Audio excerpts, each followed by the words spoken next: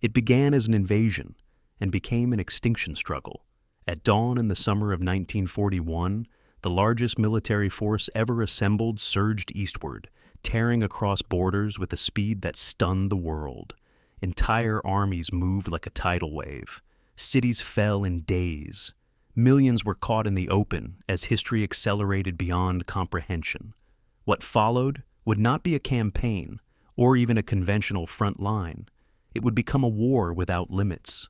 This was the Eastern Front of the Second World War, a battlefield so vast, so violent, and so consuming that it reshaped nations, erased generations, and decided the fate of Europe itself.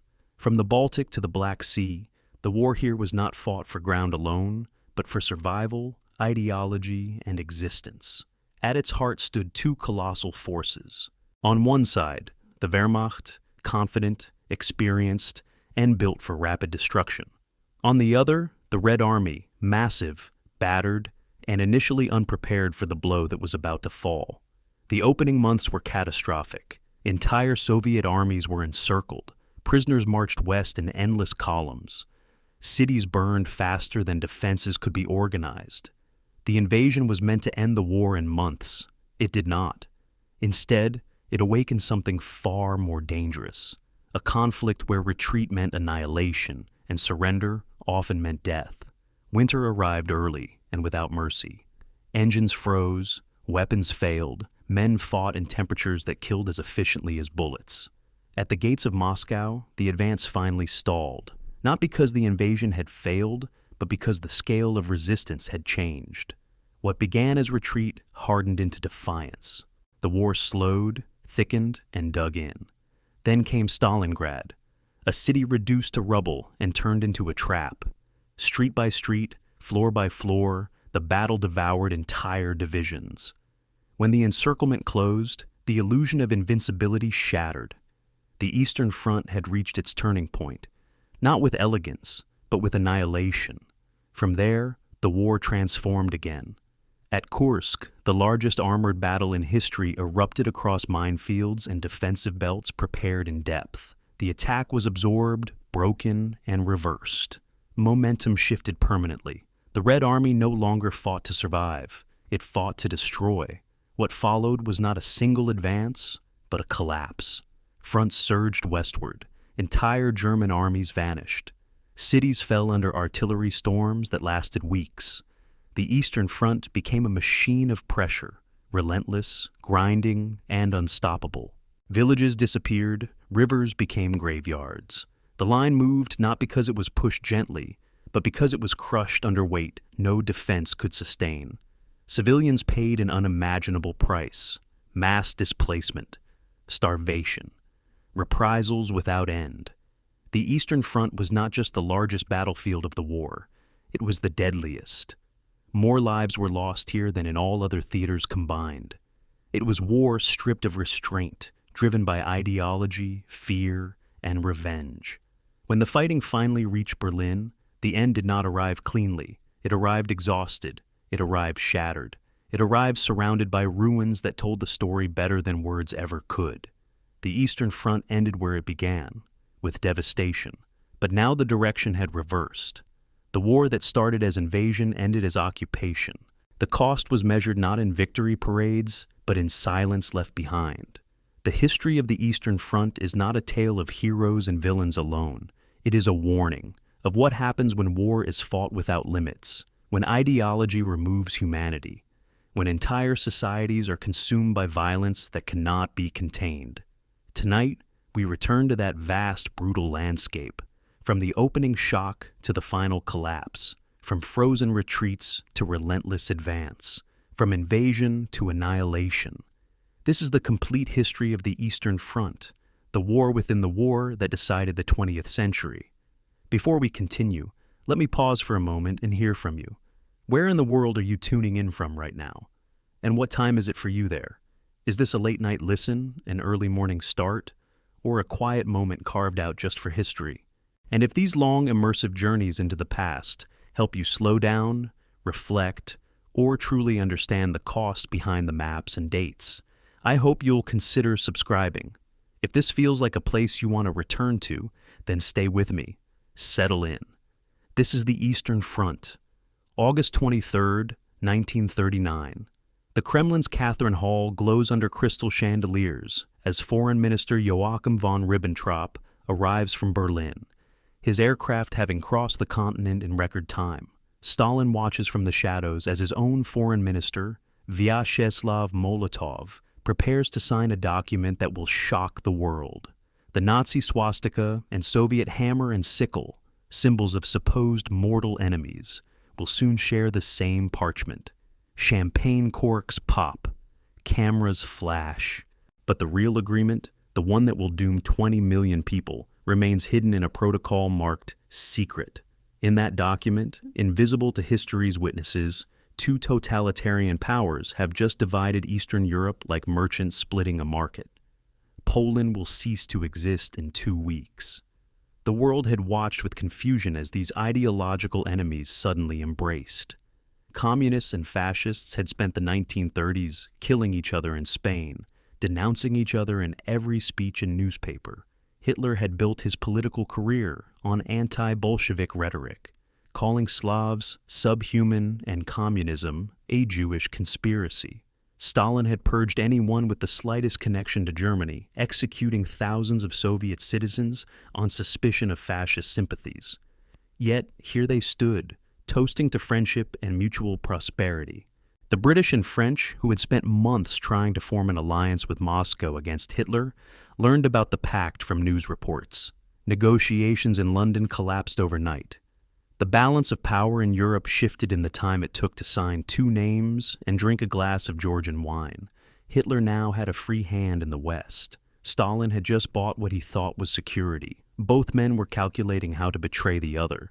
Neither realized the scale of catastrophe they had unleashed. The secret protocol attached to the pact read like a surgeon's diagram for dismembering a living body. The Naru, Vistula, and San rivers would divide Poland between German and Soviet spheres of influence. Finland, Estonia, and Latvia would fall under Soviet control. Lithuania would initially go to Germany, then be traded to the Soviets for parts of Poland in a later amendment. Bessarabia, currently part of Romania, would become Soviet territory. The document contained no moral language, no justification, no pretense of liberation or protection. It was simply a division of spoils before the war had even begun. The German and Soviet diplomats who drafted these lines knew they were condemning millions to occupation, deportation, and death. They signed anyway, their pens moving smoothly across the page, their faces betraying nothing. History would call this cynical realism. The people living in the territories being traded called it something else. September 1st arrived at 4:45 in the morning. German artillery opened fire on the Westerplatte fortress in Danzig as Luftwaffe bombers screamed across the Polish sky. The Wehrmacht flooded across the border with 53 divisions, 1,500 tanks, and a tactical doctrine the world had never seen.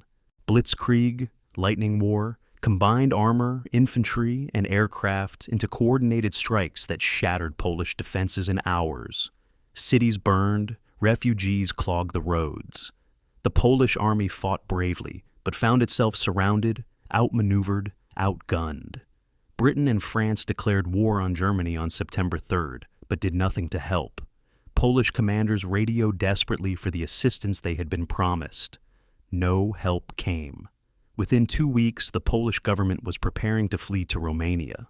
They still hoped the Soviets might remain neutral, might even help against the German invasion. That hope died at dawn on September 17th. Soviet tanks crossed Poland's eastern border as Polish soldiers, already exhausted from 2 weeks of fighting Germans, turned to face a new invader from the opposite direction. The Red Army came with overwhelming force, 46 divisions, more than 500,000 men, claiming they were protecting Ukrainian and Belarusian minorities from the collapsing Polish state. Polish units, caught between 2 enemies, faced an impossible choice: surrender to the Germans, surrender to the Soviets, or fight both and die. Most chose to flee south toward Romania and Hungary. Some fought until their ammunition ran out. Near Sac, Polish cavalry charged Soviet tanks in a futile gesture of defiance. Near Grodno, Polish defenders held out for 3 days before being overwhelmed.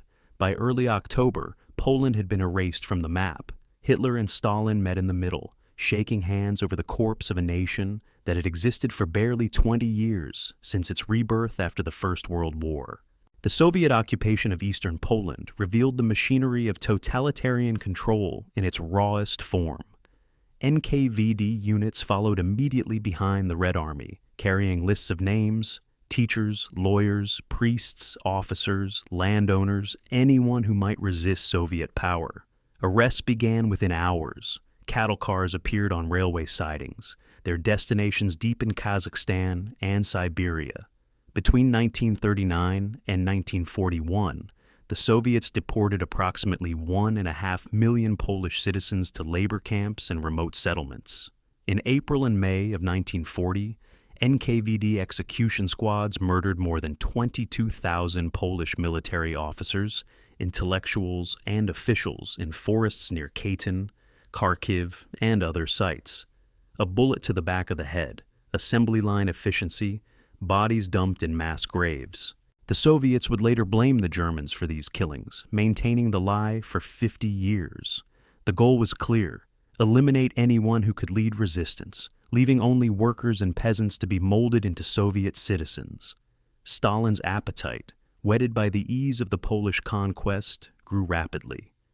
In November 1939, the Soviet Union demanded territorial concessions from Finland, military bases and border adjustments that would have left Helsinki defenseless.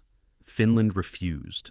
On November 30th, Soviet bombers attacked the Finnish capital while ground forces crossed the border. Stalin expected victory in 2 weeks. He sent troops in parade uniforms, preparing for a victory march through Helsinki. Instead, he got a military disaster that shocked the world. Finnish soldiers, outnumbered 5-1, used the winter forest like a weapon. Soviet columns, confined to roads through the wilderness, found themselves ambushed, surrounded, and destroyed. At Suomussalmi, Finnish ski troops annihilated 2 Soviet divisions, killing or capturing 23,000 men, while suffering fewer than 900 casualties themselves. Temperatures dropped to minus 40 degrees Celsius. Soviet soldiers, poorly equipped for winter warfare, froze in their trenches. The Winter War became a humiliation that exposed every weakness Stalin's purges had created in the Red Army. The Finnish army couldn't win. They simply lacked the numbers and equipment, but they could make victory hideously expensive. Through December and January, Soviet forces suffered staggering casualties trying to break through the Mannerheim line of fortifications. Artillery barrages consumed millions of shells. Massed infantry assaults produced fields of corpses frozen in the snow. Finally, overwhelming force prevailed. In March 1940, Finland sued for peace, ceding 11% of its territory and relocating 400,000 civilians from the lost lands. The Soviet Union gained the territory it demanded, but at a catastrophic price: 126,000 dead, over 260,000 wounded, captured, or missing. The world watched and drew conclusions about Soviet military competence. Hitler watched especially carefully. The Red Army, he concluded, was a broken force, its officer corps destroyed by purges, its tactics obsolete, its soldiers poorly trained and equipped. He began to believe that conquering the Soviet Union would be easier than conquering France. By mid-1940, Stalin controlled a new empire stretching from the Baltic to the Black Sea. Lithuania, Latvia, and Estonia were absorbed into the Soviet Union in June, their governments overthrown, their armies disbanded, their populations subjected to mass deportations. Bessarabia and northern Bukovina were seized from Romania. Soviet borders now stood 200 miles further west than they had in 1938. Stalin believed he had bought security and time, that the buffer territories would absorb any German attack, that Hitler would remain bogged down fighting Britain. He missed the obvious signs that his partner was preparing to betray him. German reconnaissance aircraft regularly violated Soviet airspace. Wehrmacht divisions massed in occupied Poland. German diplomats made increasingly aggressive demands about Soviet raw materials and oil. Reports flooded into Moscow from spies, diplomats, and even ordinary Soviet citizens working in Germany. All said the same thing: invasion was imminent. Stalin dismissed them all as British provocation designed to rupture the pact. May 5, 1941. Stalin addresses graduates of Red Army academies in a secret speech at the Kremlin. His words, carefully recorded, reveal a dictator caught between competing delusions. The Red Army, he announces, must be prepared to carry out offensive operations. He speaks of attack, not defense, suggesting he still dreams of spreading communism westward when the time is right. Yet he also insists that Germany will not attack, that Hitler is too smart to fight a two-front war, that the British are trying to trick the Soviets into a premature conflict. Officers leave the speech confused, their strategic planning paralyzed by contradictory signals. Prepare for offense. Expect no war. Be ready for anything. Do nothing without orders. In 6 weeks, the largest invasion in human history will begin, and these officers will discover that Stalin's contradictions have left them nakedly unprepared. The pact that was supposed to buy time instead bought catastrophe. The territories that were supposed to provide defense instead provided only killing grounds. The enemy that was supposed to remain distant was already assembling on the border, preparing to launch an attack that would reshape the world. June 11, 1937. Marshal Mikhail Tukhachevsky sits in a basement room beneath the Lubyanka, his face swollen from beatings, his fingernails torn off during interrogation. 44 years old, architect of Soviet military modernization, he has commanded armies since the Civil War. Now, NKVD interrogators force him to sign confessions of treason, espionage, and conspiracy with Germany and Japan. The charges are fantasy, fabricated from ambiguous conversations and forced testimonies from other arrested officers. Tukhachevsky knows what comes next. His trial will last one day. The verdict is already decided. At 10 minutes past midnight on June 12th, he and 7 other senior generals are executed by firing squad in a Lubyanka courtyard. Their bodies are cremated, their families arrested, their names erased from official histories. In the space of 24 hours, Stalin has decapitated the Red Army's leadership. Over the next 2 years, the purge will accelerate, consuming not 8 men, but tens of thousands, transforming a modernizing military into a terrified bureaucracy where initiative means death. The Great Purge began as Stalin's paranoid response to potential rivals, but metastasized into systematic destruction of military competence. 3 of 5 marshals were executed, 13 of 15 army commanders, 8 of 9 fleet admirals, 50 of 57 corps commanders, 154 of 186 division commanders. The mathematics of catastrophe accumulate like falling dominoes.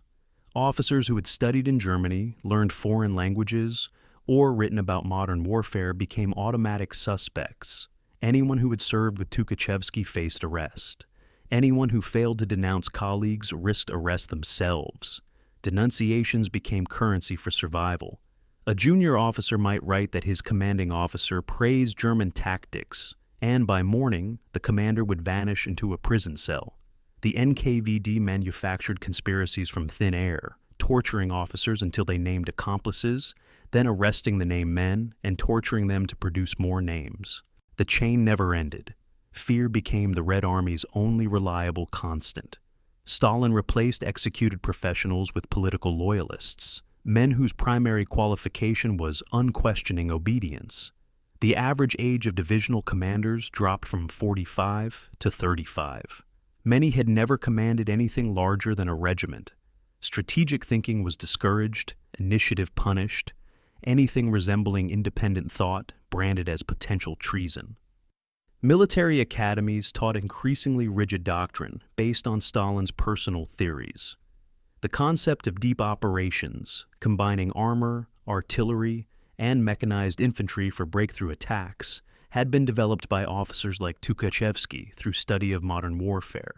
After the purges, these ideas were suppressed as the work of enemies. Soviet military theory regressed to First World War concepts. massed artillery, wave attacks, rigid defensive positions.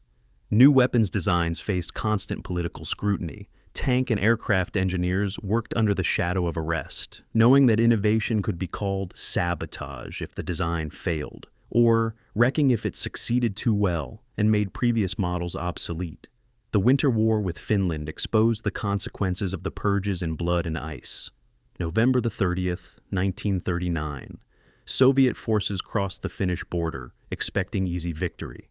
Stalin had allocated 3 weeks for the campaign. The Leningrad military district commander assured Moscow that Finland would collapse at the first shot. Instead, Soviet troops marched into a frozen hell that revealed every flaw the purges had created. Units advanced in massive columns along roads because officers lacked the training to maneuver through forests. Coordination between infantry, artillery, and armor was non-existent because combined arms doctrine had been suppressed. Supply systems collapsed because logistics officers, fearing to report problems, claimed everything was adequate. Soviet divisions, designed for warfare in Ukrainian plains, found themselves pinned down by Finnish ski troops who appeared from the forest, killed everything in range, and vanished back into the trees like ghosts. Suomussalmi became a case study in Soviet incompetence meeting Finnish desperation. The Soviet 44th Rifle Division advanced into eastern Finland in December, stretched along a single forest road, its supplies on horse-drawn sleds. Finnish Colonel Hjalmar Siilasvuo commanded fewer than 4,000 men against a Soviet force of 23,000. He attacked at night in temperatures reaching -40 Celsius, cutting the Soviet column into isolated segments called motis, pockets trapped in the forest. Soviet soldiers, lacking winter equipment, froze in their positions. Their weapons jammed, their vehicles wouldn't start. Officers, terrified to retreat without orders, kept their men in place even as Finnish bullets and cold eliminated them systematically. By late December, the 44th Division had been annihilated. Thousands of bodies lay frozen along the road. Finns captured thousands more, along with tanks, artillery, vehicles, and supplies. The casualty ratio was nearly 30-1. Moscow received the reports in stunned silence. The Red Army eventually overwhelmed Finland through sheer weight of numbers, but victory came at a price that terrified Soviet leadership. 126,000 dead, 250,000 wounded or missing, entire divisions destroyed. International humiliation as the world watched a superpower struggle against a nation of 3.5 million people. Stalin responded not with self-reflection, but with limited reforms that addressed symptoms while avoiding causes. Winter equipment appeared, some tactical flexibility was restored, officers were allowed slightly more initiative, but the fundamental problem remained, the terror that paralyzed decision-making at every level. Commanders who had watched colleagues vanish for making mistakes now faced combat requiring risk and innovation. The contradiction was paralyzing. Take initiative and risk arrest. Follow orders rigidly and watch your men die. Most chose rigid obedience, calculating that survival meant avoiding Stalin's attention above all else. Amid the fear, some innovation survived through desperate courage or political protection. Mikhail Koshkin, chief designer of the Kharkov locomotive factory, pushed development of a revolutionary new tank despite official skepticism. The T-34 combined sloped armor, a powerful diesel engine, wide tracks for mobility, and a 76mm gun into a design that would later prove superior to any German tank. Koshkin faced constant accusations of wasting resources on unnecessary features. Officials demanded he simplify the design, reduce costs, eliminate innovations. He persisted, knowing that failure would likely mean arrest, but also knowing the Red Army desperately needed modern armor. In March 1940, he personally drove prototypes from Kharkov to Moscow in winter conditions to demonstrate their reliability. The demonstration succeeded. Production authorization came through. Koshkin died of pneumonia contracted during the drive, but his tank would help save the Soviet Union. The purges created a Red Army simultaneously massive and fragile. On paper, the Soviets fielded more divisions than Germany, more tanks, more aircraft, more artillery. Official reports claimed readiness for modern warfare. The reality was chaos masked by lies. Units existed on paper, but lacked trained personnel. Tanks were counted in inventories, but sat broken in depots without spare parts. Aircraft were recorded as operational, but couldn't fly for lack of fuel or trained pilots. Officers reported readiness because reporting problems meant interrogation about why problems existed. The NKVD enforced optimism at gunpoint. Every level of command learned to tell superiors what they wanted to hear while quietly preparing for disaster. This culture of enforced dishonesty permeated every aspect of Soviet military life, ensuring that when war came, the gap between reported capability and actual capability would be catastrophic. By spring 1941, evidence of impending German attack accumulated in mountains of ignored intelligence. Richard Sorge, Soviet spy in Tokyo, sent detailed reports about Barbarossa. British intelligence passed warnings through diplomatic channels. Soviet reconnaissance observed German divisions massing in occupied Poland. Border guards reported daily incursions by German aircraft, photographing Soviet positions. Deserters from the Wehrmacht crossed the lines with precise invasion dates. Stalin dismissed it all. He scrawled on one intelligence report, "English provocation, investigate." On another, "This is disinformation." He clung to the belief that Hitler would not attack while still fighting Britain, that Germany lacked resources for a two-front war, that the Nazi-Soviet pact remained in force. This wasn't simply stupidity. Stalin had built his power on paranoia, seeing enemies everywhere, trusting no one. Now, when a real enemy prepared to attack, his paranoia blinded him to the threat, because accepting it would mean acknowledging that his fundamental strategy had failed. June 15, 1941, 1 week before invasion. General Dmitry Pavlov commands the Western Military District, the Soviet forces directly in front of the main German assault route. Reports cross his desk daily about German preparations. His staff officers beg permission to disperse aircraft from forward airfields, to place units on alert, to begin evacuating supplies from border warehouses.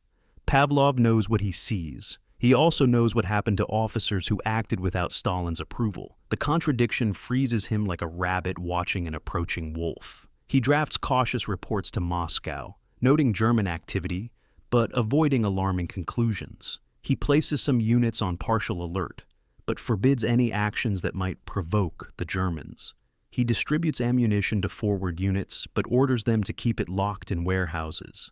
Every decision reflects the paralysis created by years of purges and terror. When German artillery opens fire on June 22nd, Pavlov's military district will collapse in less than a week. Stalin will recall him to Moscow, convene a show trial, and have him shot on July 22nd. The purges that destroyed the army before the war will continue destroying it during the war, as Stalin finds scapegoats for his own failures. June 22nd, 1941, 3:15 in the morning. German combat engineers wade silently across the Bug River, removing Soviet border markers and mine markers, cutting telephone lines, their movements choreographed through months of rehearsal. Behind them, 3,600 tanks idle in assembly areas. 7,200 artillery pieces stand loaded and aimed. 3.8 million men wait in the pre-dawn darkness along an 1,800-mile front stretching from the Baltic Sea to the Black Sea. At 3:30 precisely, every German artillery piece fires simultaneously. The barrage is so massive that seismographs in Stockholm register the shock waves. Operation Barbarossa, the largest invasion in human history, has begun. German soldiers who thought they would never attack the Soviet Union after years of propaganda about the Nazi-Soviet pact now cross the border with orders to destroy the Red Army in 6 weeks. They advance into Soviet territory believing their own intelligence estimates of 200 Soviet divisions. They will discover there are 303. The Luftwaffe strikes at 4 in the morning, waves of bombers and fighters hitting 66 Soviet airfields in the first hours. Soviet aircraft sit parked wingtip to wingtip on open fields, arranged in neat rows as if for inspection. No camouflage, no dispersal, no alert. the Germans can scarcely believe their luck. Junkers 88s dive on the parked aircraft, dropping fragmentation bombs that transform airfields into seas of fire. Within 90 minutes, 1,200 Soviet aircraft are destroyed on the ground. Pilots sprint from barracks toward their planes, only to find smoking wreckage. Mechanics try to start engines as German fighters strafe the flight lines. Some Soviet pilots manage to take off, their aircraft riddled with bullet holes before they clear the runway. By noon, the Soviet Air Force has lost 1,811 aircraft, only 322 in actual air combat. The rest destroyed on the ground, victims of centralized control that kept them bunched together and regulations that required written permission to disperse. The Luftwaffe achieves air supremacy before most Soviet citizens know the war has started. In Moscow, the duty officer wakes Marshal Georgy Zhukov at 4 a.m. with reports of bombing and artillery fire along the entire western border. Zhukov rushes to the Kremlin and calls Stalin at his Kuntsevo dacha. Stalin listens to the initial reports, then insists this must be a provocation by rogue German generals, that Hitler cannot have authorized a full invasion. He orders Zhukov to contact Berlin for clarification. At 4:30, Soviet ambassador to Germany, Vladimir Dekhanozov, requests an urgent meeting with Foreign Minister Ribbentrop. He is kept waiting. At 5:30, he is finally received and handed Germany's declaration of war. Ribbentrop offers no explanation beyond reading a document accusing the Soviet Union of preparing to attack Germany. Dekhanozov, shocked speechless, finally manages, "Do you believe we deserve this?" Hitler addresses the German nation at 5:30, announcing that German troops are repelling Soviet aggression. Joseph Goebbels' propaganda machine has already prepared the narrative. The Germans are defending civilization against Bolshevik barbarism. The invasion becomes a crusade. Soviet border defenses disintegrate under the onslaught. German armor breaks through at dozens of points, exploiting gaps, racing into rear areas, encircling entire Soviet divisions before they can react. The Wehrmacht's Blitzkrieg doctrine, developed and refined in Poland and France, overwhelms the rigid Soviet command structure. German radio intercept units note with astonishment that Soviet commanders are broadcasting in clear language, without codes or encryption. They hear panicked messages. "We are under attack. Request instructions." "Enemy tanks have penetrated 30 kilometers. What are our orders?" "Cannot contact higher command. Situation critical. Request permission to withdraw." The responses, when they come, follow rigid doctrine. Hold your positions. Counterattack immediately. Victory is certain.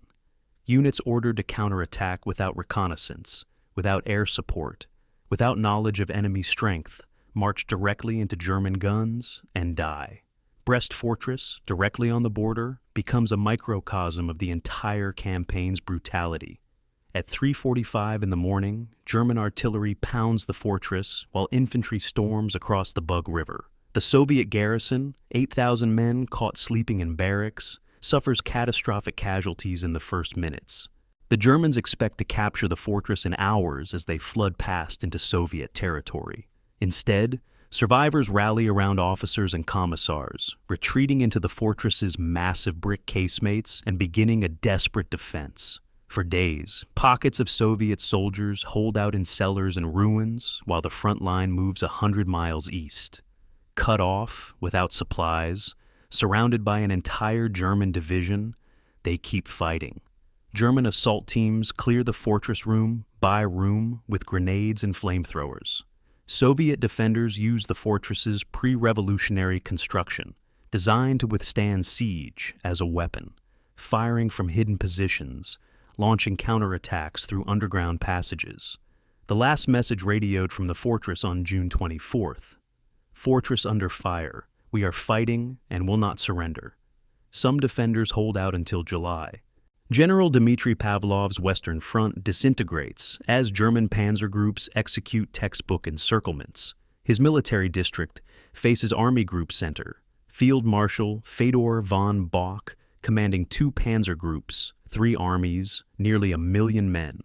Within 48 hours, German forces penetrate 300 kilometers into Soviet territory. Pavlov's communications network collapses as German aircraft bomb headquarters and Luftwaffe bombers sever telephone lines. He cannot find his own divisions. Reports arriving at his headquarters are 12 hours old. He issues orders to units that no longer exist or have already been encircled. On June 24th, Soviet 10th Army disintegrates near Białystok. 4th Army is surrounded near Minsk. Soviet Mechanized Corps launch desperate counterattacks with obsolete tanks, their formations spotted and destroyed by German aircraft before they reach German lines. Pavlov moves his headquarters east, trying to establish a defense line, but the Germans are already behind him. Stalin's response to the catastrophe reveals the paralysis that years of totalitarian control have created. For the first 36 hours, he issues no public statement, leaving Soviet citizens to learn about the war from German radio or from the sound of approaching artillery. He summons his Politburo on June 22, rants about treachery and sabotage, but offers no strategic direction. Soviet media maintains absurd normalcy. Newspapers report agricultural achievements, while German tanks race toward Minsk. On June 28th, Stalin visits the Defense Commissariat, demanding to know why the army is collapsing. When told the truth, that his purges destroyed military leadership, that his refusal to allow preparations invited disaster, he storms out and retreats to his dacha. For 3 days, the dictator who micromanaged every aspect of Soviet life disappears. Molotov delivers the radio address announcing the invasion. The Politburo, fearing complete collapse, visits Stalin at his dacha on June 30th to retrieve him. He initially thinks they have come to arrest him. Instead, they beg him to return. The cult of personality demands his presence. Without Stalin, even his subordinates cannot imagine governing. By June 25th, the scale of catastrophe becomes undeniable. The Western Front has lost 341,000 men in 3 days. 4,799 tanks destroyed or captured. 9,427 artillery pieces lost. Entire divisions have simply vanished from contact. German forces have advanced up to 600 kilometers in some sectors. Luftwaffe reconnaissance photographs show Soviet columns retreating in chaos, trucks abandoned on roads, equipment scattered across fields. German commanders report to Berlin that the war will be over in 6 weeks, perhaps sooner. The Soviet Union appears to be collapsing at the same pace France did, faster even, given the scale of encircled forces. Hitler meets with his staff and begins planning the victory parade through Moscow. He discusses which Soviet territories will become German colonies, which populations will be enslaved, which cities will be razed and turned into German settlements. The 1,000-year Reich seems inevitable. Yet, amid the catastrophe, patterns emerge that will later prove significant. Soviet soldiers, even when encircled and leaderless, often fight to the death rather than surrender. German units expecting quick capitulation find themselves bogged down, reducing pockets of resistance that refuse to quit. Each encirclement takes longer than planned, consuming ammunition and time. German supply lines, stretched across hundreds of miles of poor Soviet roads, begin showing strain. The Wehrmacht's trucks, designed for European highways, break down on dirt tracks that turn to mud when it rains. Soviet scorched earth, demolishing bridges, burning crops, destroying industrial facilities, begins taking effect. German intelligence discovers that Soviet tank production vastly exceeds their estimates. For every 3 Soviet divisions destroyed, 2 more appear from reserve armies mobilizing in the interior. The 6-week timeline starts looking optimistic. Senior German generals begin expressing private doubts. But momentum carries the Wehrmacht forward, deeper into Soviet territory, pursuing the mirage of decisive victory that remains always just beyond the next battle. The first 72 hours establish the character of the entire Eastern Front, a war of unparalleled violence and scale, where tactical German superiority collides with Soviet strategic depth and will to resist. Cities burn, populations flee, armies dissolve and reform. The Germans advance with terrible efficiency, killing and capturing on a scale that dwarfs any previous campaign. but they cannot find the decisive battle that will end the war. The Red Army will not conveniently concentrate and be destroyed. Soviet territory is too vast, Soviet reserves too deep, Soviet willingness to sacrifice too absolute. Operation Barbarossa achieves the most successful opening of any military campaign in history, and from the moment the artillery stops firing on June 22nd, Germany has already begun losing. July 9th, 1941, near Minsk, General Heinz Guderian's 2nd Panzer Group links up with Hermann Hoth's 3rd Panzer Group, closing a steel ring around 4 Soviet armies, 300,000 men trapped, 2,500 tanks surrounded. Soviet commanders, following orders to hold positions at all costs, have kept their forces in place even as German armor raced past their flanks. Now they discover the consequence of rigid obedience.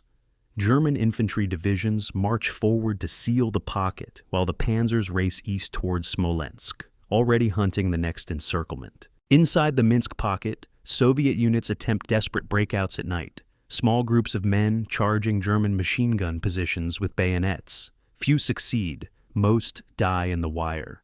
By July 16th, the pocket is liquidated. The Germans count prisoners in the hundreds of thousands. They also count the cost. 6 days of fighting to reduce the pocket, 6 days their advance stalled, 6 days the Soviets used to establish new defensive lines further east. German military doctrine treats encirclement as the highest art of warfare, the Kesselschlacht, the cauldron battle, where enemy forces are surrounded and destroyed. Helmuth von Moltke the Elder had practiced it in the 19th century. The German General Staff refined it through decades of study.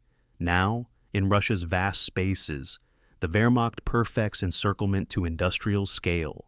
The formula is simple in concept, brutal in execution. Panzer groups drive deep, 50 to 100 miles past enemy front lines, moving too fast for Soviet infantry to react. They converge behind enemy formations, linking up and closing the ring. Infantry divisions following the armor seal the pocket. Artillery pounds the trapped forces. The Luftwaffe bombs anything that moves inside the perimeter. Eventually, ammunition runs out. Food disappears, hope dies. Survivors surrender or attempt desperate breakouts that usually end in annihilation. Each pocket yields tens of thousands of prisoners, hundreds of tanks, thousands of guns. Each pocket also takes time, consumes ammunition, leaves German units exhausted. Early August, near Uman in Ukraine, Army Group South executes a textbook encirclement against Soviet 6th and 12th Armies. General Ewald von Kleist's 1st Panzer Group drives north. General Karl Heinrich von Stülpnagel's 17th Army pushes east. The pincers close on August 3rd, trapping 103,000 Soviet troops in a pocket 50 miles wide. Soviet breakout attempts achieve temporary success. Units smash through German lines at night, only to be hunted down by reconnaissance aircraft at dawn and destroyed by airstrikes. Inside the pocket, NKVD blocking detachments shoot soldiers who speak of surrender. Commissars deliver speeches about fighting to the last bullet, then vanish during the night, attempting to escape west. Junior officers lead their men in suicidal charges against German positions, calculating that death in battle beats capture or execution for cowardice. By August 8th, the Uman pocket is destroyed. German casualty reports note with concern that Soviet breakout attempts inflicted significant losses. Every pocket fight cost more than expected. German soldiers begin to realize that destroying an encircled Soviet army requires different tactics than the fighting Polish or French troops who surrendered when their position became hopeless. September 15th to 26th, Kiev. The largest encirclement in military history unfolds as Guderian's Panzer Group drives south from the Smolensk sector, while Kleist's Panzer Group drives north from the Dnieper Bend.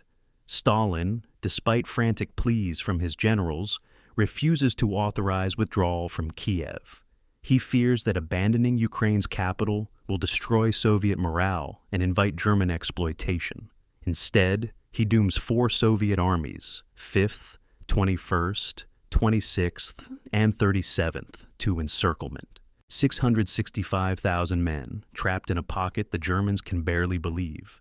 Marshal Semyon Budyonny, commanding the southwestern front, finally receives permission to withdraw on September 17th, 2 days after the German pincers closed. He attempts to organize a fighting retreat. Too late. German infantry divisions seal every exit. Luftwaffe Stukas orbit constantly, bombing any concentration of vehicles or troops. For 10 days, the pocket disintegrates in chaos. Soviet units break into small groups, attempting to infiltrate German lines at night. Most are hunted down. Some reach Soviet lines, bringing news of the catastrophe. Inside the pockets, conditions defy imagination. Men without food eat grass, leather, tree bark. Wounded lie in fields without medical care, their screams filling the night. Water becomes more precious than ammunition. Soviet political officers maintain discipline with summary executions, forming ad hoc tribunals that shoot deserters and defeatists. German guards outside the pockets face their own nightmare, managing hundreds of thousands of prisoners without adequate supplies or facilities. POW columns stretch for miles along dusty roads, guarded by exhausted infantry. Prisoners who cannot walk are shot. Those who attempt escape are shot. Disease spreads through the columns, typhus and dysentery, killing men by the hundreds. German logistics, never designed for this scale of prisoners, collapses. Camps established to hold captured Soviets become death traps, where men starve or freeze by the thousands. By war's end, 3.25 million Soviet prisoners will have died in German captivity, 57% of all captured. The pockets are where this begins. October 7th to 20th, Vyazma and Bryansk. The Wehrmacht executes its final great encirclement offensive of 1941, trapping Soviet Western and Reserve fronts. 673,000 more men encircled. The road to Moscow appears open. German reconnaissance units reach positions 80 miles from the Soviet capital. Nazi propaganda announces final victory. Yet, even as the Vyazma-Bryansk pockets are being reduced, warning signs accumulate for anyone willing to see them. Each encirclement takes longer to liquidate than the previous one. Soviet breakout attempts grow more sophisticated. Organized night attacks, small unit infiltration, exploitation of gaps in German lines. Survivors who escape carry lessons with them to new units forming in the east. The Red Army is learning, not just dying. Every pocket that takes a week to destroy is a week the Germans are not advancing. A week Soviet industry evacuates factories to the Urals. A week Siberian divisions travel west by rail to reinforce Moscow's approaches. The human cost of the encirclement staggers comprehension. By December 1941, German forces have captured 3.35 million Soviet prisoners. 3.35 million men who marched, fought, and died or surrendered in the space of 6 months. Entire generation of young Soviet men vanish into the pockets, their fates unknown to families for years. Letters cease arriving. Official notices speak vaguely of missing in action. In reality, most prisoners will not survive their captivity. Nazi racial ideology views Slavs as subhuman, Soviet prisoners as communist criminals, deserving neither mercy nor the protections of the Geneva Convention, which the Soviet Union never signed. Prisoner treatment becomes genocidal through calculated neglect. German policy explicitly aims to let Soviet POWs starve, reasoning that food should go to German troops and that fewer Soviets means easier occupation. Camp commandants report prisoners eating corpses. The Wehrmacht's carefully cultivated image of military professionalism collapses in the camps, revealing the Nazi state's murderous ideology at work. Yet the encirclements contain a fundamental contradiction that will doom Germany's strategy. Each pocket destroys a Soviet army, but fails to destroy the Soviet Union's ability to create new armies. Stalin, for all his failures, understands the mathematics of attrition. The Soviet Union has 190 million people. Germany has 80 million, minus casualties on other fronts. Soviet industrial evacuation proceeds according to emergency plans. 1,500 factories disassembled, loaded on trains, moved east of the Urals, and reassembled. Tank production never stops. The Germans capture thousands of tanks, but Soviet factories produce thousands more. By October, T-34 tanks begin appearing in significant numbers, superior to any German tank in armor, mobility, and firepower. Soviet commanders, those who survived the pockets, learn from their mistakes. Rigid defense gives way to mobile defense. Counterattacks become more sophisticated. Communications improve. The reserve armies forming in the east have time to train because the Germans are occupied reducing pockets in the west. German logistics, stretched across thousands of miles of poor roads, begin suffering systemic collapse. The Wehrmacht entered Russia with 600,000 vehicles, trucks, cars, motorcycles. By November, 40% are broken beyond repair. Spare parts don't exist because German industry produces 14,000 types of vehicles with non-interchangeable components. Russian roads, really dirt tracks, destroy suspensions and transmissions. Horse-drawn supply wagons, intended as supplements, become primary logistics.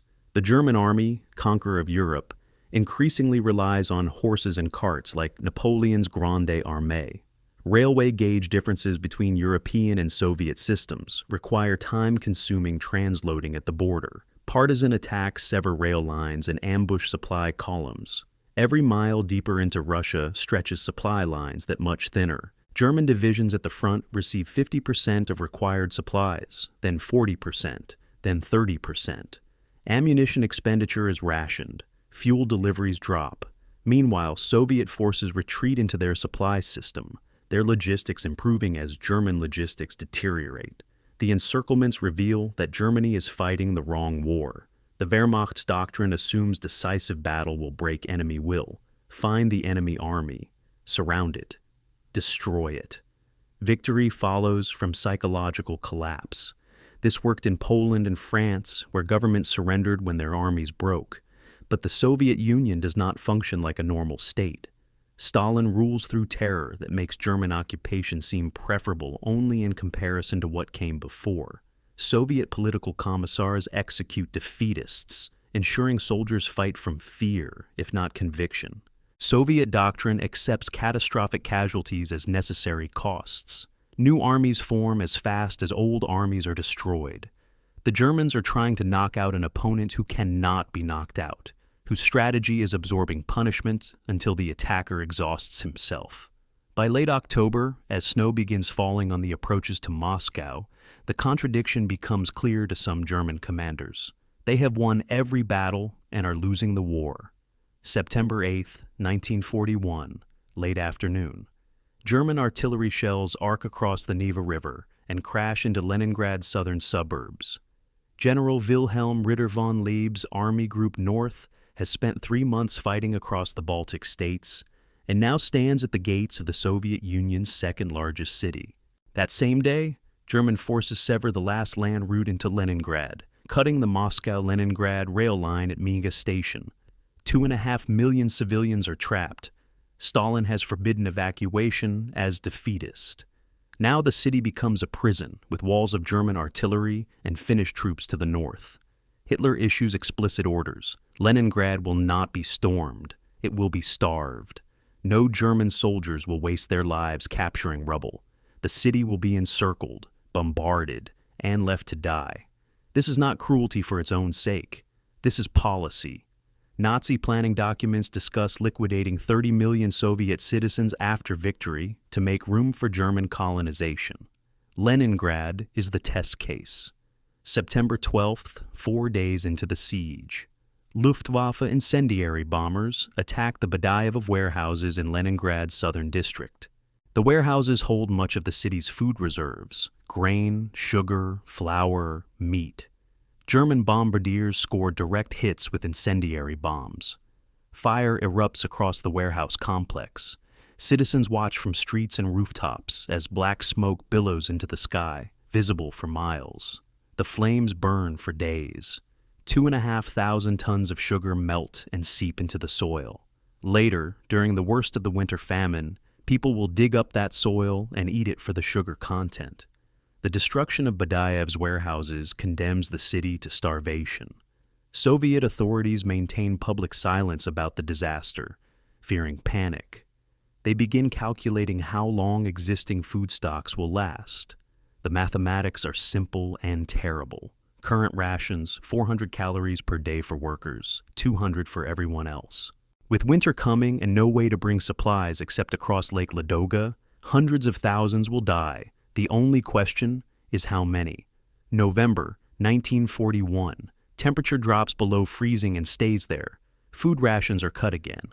125 grams of bread per day for civilians, 250 grams for workers. The bread is 50% sawdust, cellulose, and cottonseed cake, pressed into a mass that resembles bread only in shape.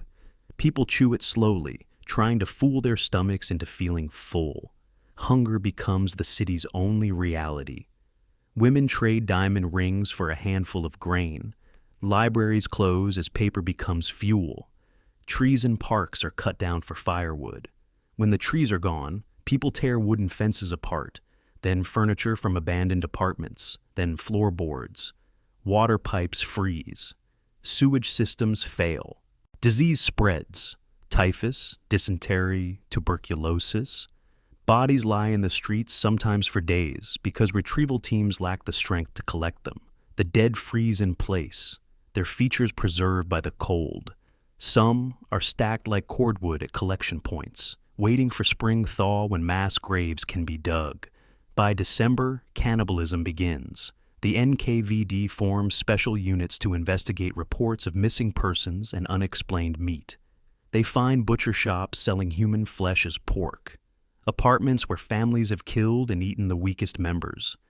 Children who vanish from streets are sometimes found later in markets, their flesh sold by weight. The NKVD executes those caught, but the practice continues driven by hunger that overwhelms morality.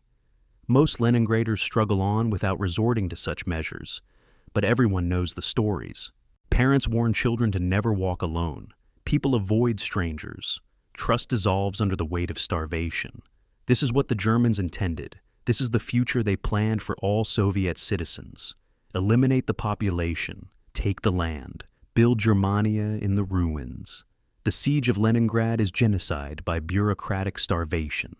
11-year-old Tanya Savicheva lives with her family in an apartment on the second line of Vasilyevsky Island. She keeps a small diary, a child's notebook with crude entries written in shaky handwriting. Zhenya died on December 28 at 12:30 in the afternoon, 1941. Her sister. Grandma died on January 25th at 3 o'clock, 1942. Her grandmother. Leica died on March the 17th at 5 o'clock in the morning, 1942. Her brother. Uncle Vasya died on April 13th at 2 o'clock at night, 1942. Her uncle. Uncle Lesha died on May 10th at 4 o'clock in the afternoon, 1942. Another uncle. Mama died on May 13th at 7:30 in the morning, 1942. Finally, a summary. Savichevs died. Everyone died. Only Tanya is left. She is evacuated later that year, already dying from starvation. She dies in July 1944 at age 14, her body too damaged by hunger to recover. Her diary survives as evidence at Nuremberg trials. Lake Ladoga becomes the city's only lifeline. In winter, the lake freezes solid enough to support vehicle traffic. Soviet authorities organize the Road of Life, a truck route across the ice bringing supplies into Leningrad and evacuating civilians. It is less a road than a frozen nightmare. Trucks laden with flour and ammunition drive across the lake at night to avoid German aircraft. The ice is unpredictable, thick in some places, dangerously thin in others. Trucks break through and sink. Drivers freeze at their wheels. Evacuees, packed into truck beds, freeze to death during the crossing. German artillery shells the route where it approaches shore. Luftwaffe planes strafe the ice road during daylight. Yet the trucks keep coming because the alternative is watching the city die. The Road of Life delivers 361,000 tons of supplies during the winter of 1941 to 1942. It evacuates 554,000 civilians, mostly children and the elderly. It is not enough. Death rates in December reach 3,000 per day, 100,000 per month. The siege develops its own rhythms and rituals. Artillery bombardments at set times, so precise that residents can predict them. Air raid sirens that trigger reflexive movement to shelters. Ration card distribution that becomes the week's most important event. Survival strategies pass through networks of neighbors and co-workers. Which wild plants are edible, how to render wallpaper paste into something resembling food, where to find wood in a city stripped of combustibles. Soviet authorities maintain orchestral performances through the winter, asserting normalcy amid catastrophe. The Leningrad Radio Orchestra performs Dmitri Shostakovich's Seventh Symphony, the Leningrad Symphony, in August 1942, while German artillery falls on the city. The concert is broadcast worldwide. Musicians themselves starving, play with fierce intensity. The message to the world: we have not surrendered. The Germans hear it too, receiving the clearest possible signal that their siege is failing to break Soviet will. Military operations continue around the city's perimeter. The Red Army launches multiple offensives trying to break the encirclement, each costing tens of thousands of casualties for minimal gains. The Sinyavino Offensive in September 1941 attempts to restore the land corridor. It fails, leaving 30,000 Soviet soldiers dead in the swamps. The Lyuban Offensive in January 1942 pushes German lines back slightly but cannot break the siege. Soviet Second Shock Army penetrates German defenses, then becomes encircled itself and destroyed. The Leningrad and Volkhov fronts lose more than 300,000 men in winter and spring 1942 trying to relieve the city. German casualties are also heavy, but Germany holds. The front lines stabilize in trenches that recall the First World War. Soldiers on both sides endure cold, mud, and constant small-scale combat, while the city behind Soviet lines dies by degrees. January 18, 1943. After 16 months of siege, Operation Iskra, Spark, finally breaks through German lines and opens a land corridor to Leningrad. Soviet forces from Leningrad and Volkhov fronts meet at Workers' Settlement No. 5, establishing a passage 6 miles wide along the southern shore of Lake Ladoga. German artillery still controls this corridor, making it dangerous, but supplies can now reach the city by rail. Within weeks, food rations increase. The death rate drops. People dare to hope. Yet the siege does not end. German forces continue bombarding the city and maintaining the blockade for another year. Not until January 27th, 1944, 872 days after the encirclement began, does the Red Army finally drive German forces beyond artillery range. The siege of Leningrad is over, but the city is a ghost. 632,000 civilian deaths officially recorded, likely over 1 million in reality. An entire generation killed by deliberate starvation.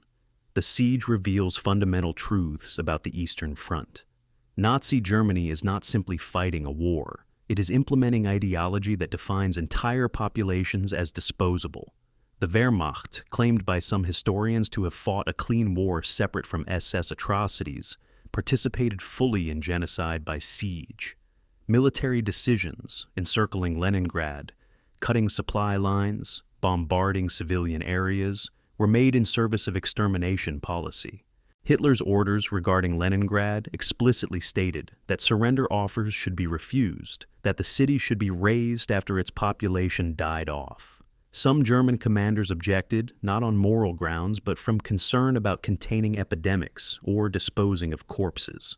The citizens of Leningrad responded by refusing to die on schedule. They endured 900 days of hell, buried their dead, ate sawdust bread, and continued existing in defiance of the plan to eliminate them.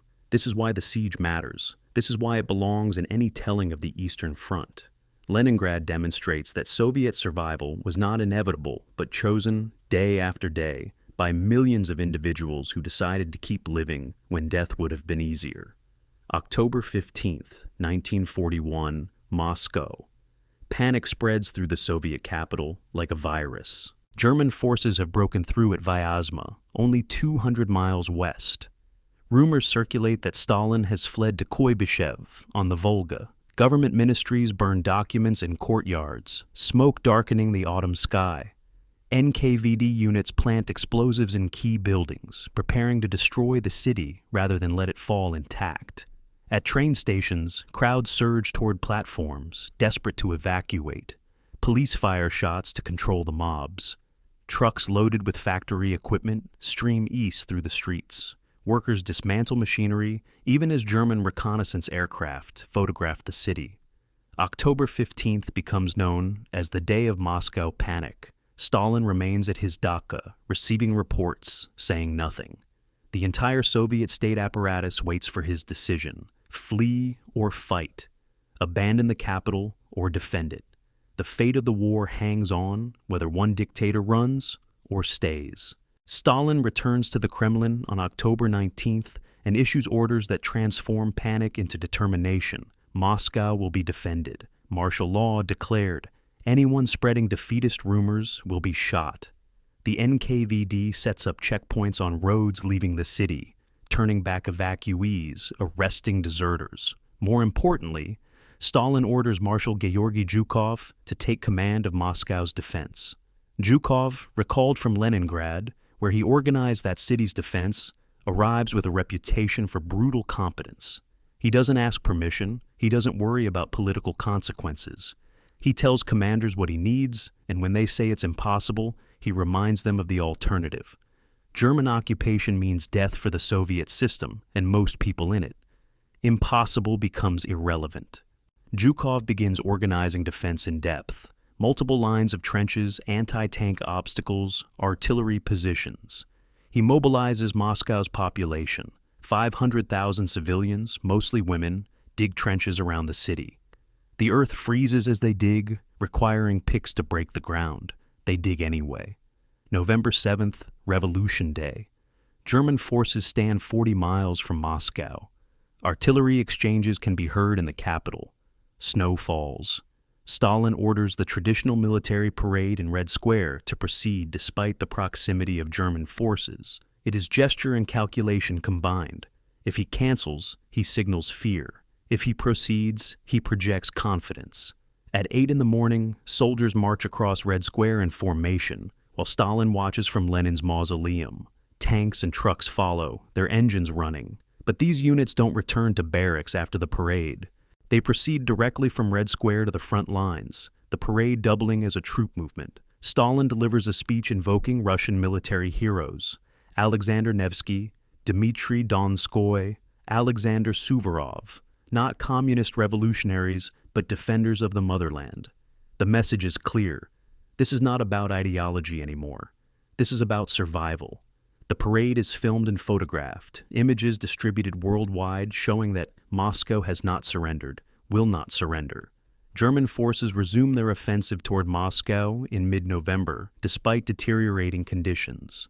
Army Group Center, commanded by Field Marshal Fedor von Bock, musters 1 million men and 1,500 tanks for Operation Typhoon, the final drive to capture the Soviet capital.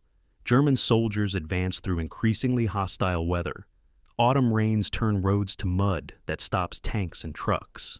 Then the temperature drops, freezing the mud solid, allowing movement to resume. German troops, issued summer uniforms with light overcoats, begin suffering frostbite. Temperatures reach -20 Celsius, then -30. Vehicle engines refuse to start without fires lit underneath to warm the oil. Automatic weapons freeze and jam. Soldiers wrap feet in newspaper and cloth, trying to prevent frostbite. Medical stations fill with men whose fingers and toes have frozen black. Yet still they advance, driven by belief that capturing Moscow will end the war. November 27th, the northern German spearhead reaches Krasnaya Poliana, 15 miles from the Kremlin. German officers climb observation posts and report seeing the spires of Moscow's buildings through binoculars. This is the closest the Wehrmacht will ever come.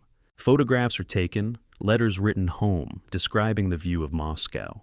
Field Marshal von Bock reports to Hitler that his forces are exhausted, down to 30% strength in tanks and 50% in infantry, that another push might reach the capital, but cannot hold it. Hitler orders the attack to continue. German intelligence estimates Soviet reserves are exhausted. They are catastrophically wrong. Zhukov has been massing reinforcements from Siberia and the Far East. 15 rifle divisions, 3 cavalry divisions, 1,700 tanks.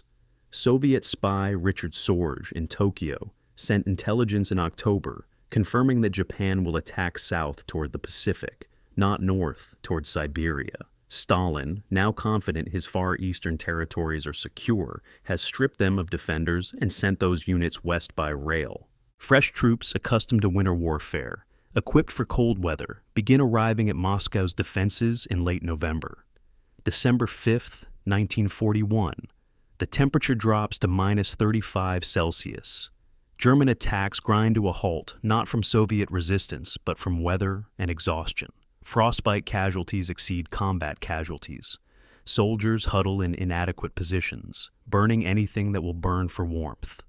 At this moment, with German forces frozen in place, Zhukov launches a massive counteroffensive. Soviet artillery pounds German positions. Infantry in white winter camouflage advance across snow-covered fields. Siberian ski troops infiltrate German rear areas. T-34. Tanks, their wide tracks giving superior mobility in snow, outmaneuver German armor.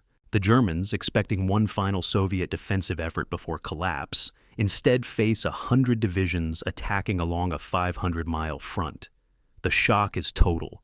German units, immobile from cold and exhausted from months of continuous operations, retreat for the first time in the war. The Soviet counteroffensive pushes German forces back 100 to 250 kilometers from Moscow, liberating dozens of towns and cities. German casualties mount as units conduct fighting retreats through winter conditions. Vehicles are abandoned when fuel runs out.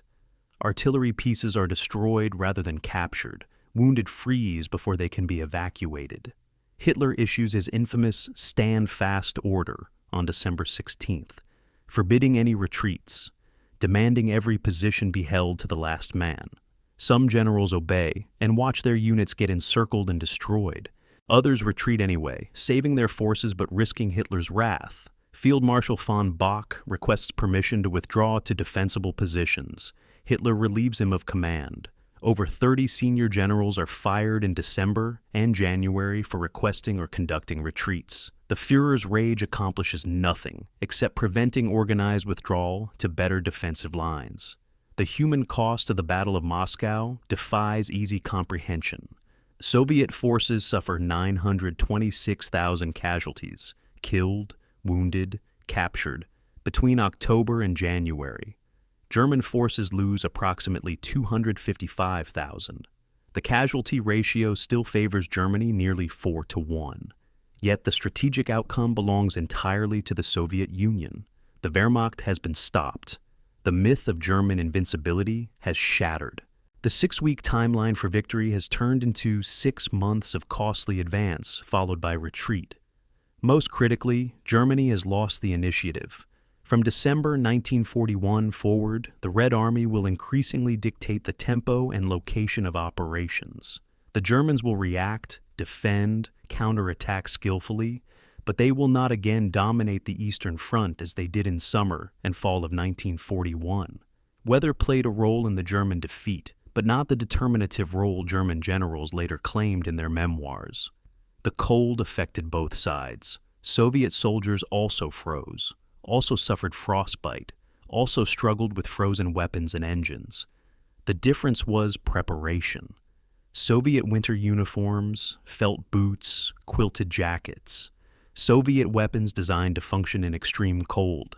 Soviet logistics organized to supply troops in winter conditions. German failures in these areas reflected strategic miscalculation, not bad luck with weather. Hitler and his generals assumed the war would end before winter. They allocated resources accordingly. When the assumption proved false, German soldiers paid the price. Meanwhile, Soviet military leadership, whatever its failures in other areas, understood winter warfare because winter was inescapable reality across much of Soviet territory.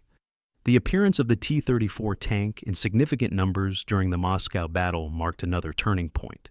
German tankers discovered Soviet armor superior to their Panzer IIIs and IVs. The T-34's sloped armor caused German anti-tank rounds to deflect. Its wide tracks provided better mobility in mud and snow. Its 76mm gun could destroy German tanks at ranges where German guns couldn't penetrate Soviet armor. German after-action reports expressed genuine alarm, recommending immediate development of new tanks to match Soviet capabilities. This would lead to the Tiger and Panther tanks, but not until 1943. For now, German forces faced technological inferiority in armor for the first time. Combined with numerical inferiority, Soviet factories were producing 1,200 T-34s per month by late 1941. The implications were ominous.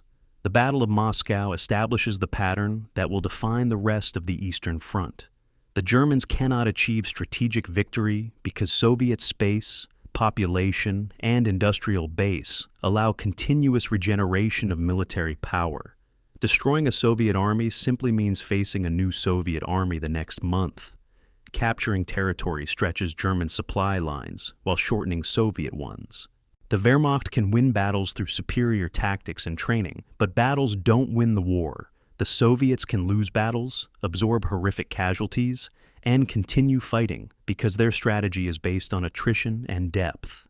By December 1941, this dynamic has become clear to some German commanders. General Franz Halder, Army Chief of Staff, writes in his diary that the war cannot be won. He is correct. But Germany will continue fighting for 3.5 more years, and the killing will escalate to levels that make the first 6 months seem almost moderate by comparison. April 5, 1942, Führer Headquarters. Hitler issues Directive 41, outlining Operation Blau, Case Blue, Germany's strategic offensive for the summer. His generals study the directive with growing unease. The plan calls for Army Group South to split into 2 offensives, one driving southeast to capture the Caucasus oil fields, the other driving east to the Volga River to cut Soviet north-south communications. The goals are both essential and contradictory. Germany desperately needs oil, Romanian supplies from Ploiești barely meet minimum requirements, and synthetic fuel production cannot close the gap. Yet dividing forces between 2 diverging objectives violates every principle of concentrated force. When staff officers raise concerns, Hitler dismisses them. The Soviet Union is on the verge of collapse, he insists. One more offensive will finish it. The generals salute and begin planning. They have learned that arguing with Hitler accomplishes nothing except getting relieved of command. The German plan contains a fatal flaw, visible from inception. Capturing Baku's oil fields, which produce 75% of Soviet oil, 24 million tons annually, requires driving 800 miles southeast through the Caucasus Mountains. Controlling the Volga at Stalingrad requires holding a 500-mile front against inevitable Soviet counterattacks. Germany lacks the strength to do both simultaneously.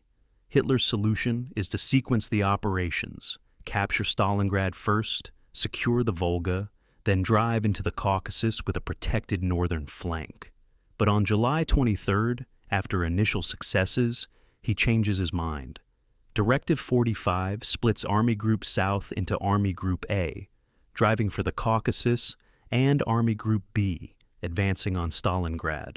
4th Panzer Army, originally assigned to support the Stalingrad operation, is redirected south to help Army Group A. Days later, Hitler reverses himself again, sending 4th Panzer Army back north towards Stalingrad. These vacillations waste crucial time and leave both offensives weaker than necessary. Before Case Blue begins, the Red Army launches its own offensive near Kharkov on May 12th. Marshal Semyon Timoshenko commands the southwestern front, 3 armies tasked with liberating Kharkov in Ukraine. Soviet intelligence suggests German forces are overextended, vulnerable to a surprise attack. For 3 days, the offensive makes excellent progress, penetrating 50 miles into German positions. Soviet commanders report success to Stalin. Then, German reserves counterattack on May 17th, striking the exposed flanks of the Soviet penetration. Within days, the entire offensive collapses into encirclement. 2 Soviet armies are destroyed. 270,000 casualties.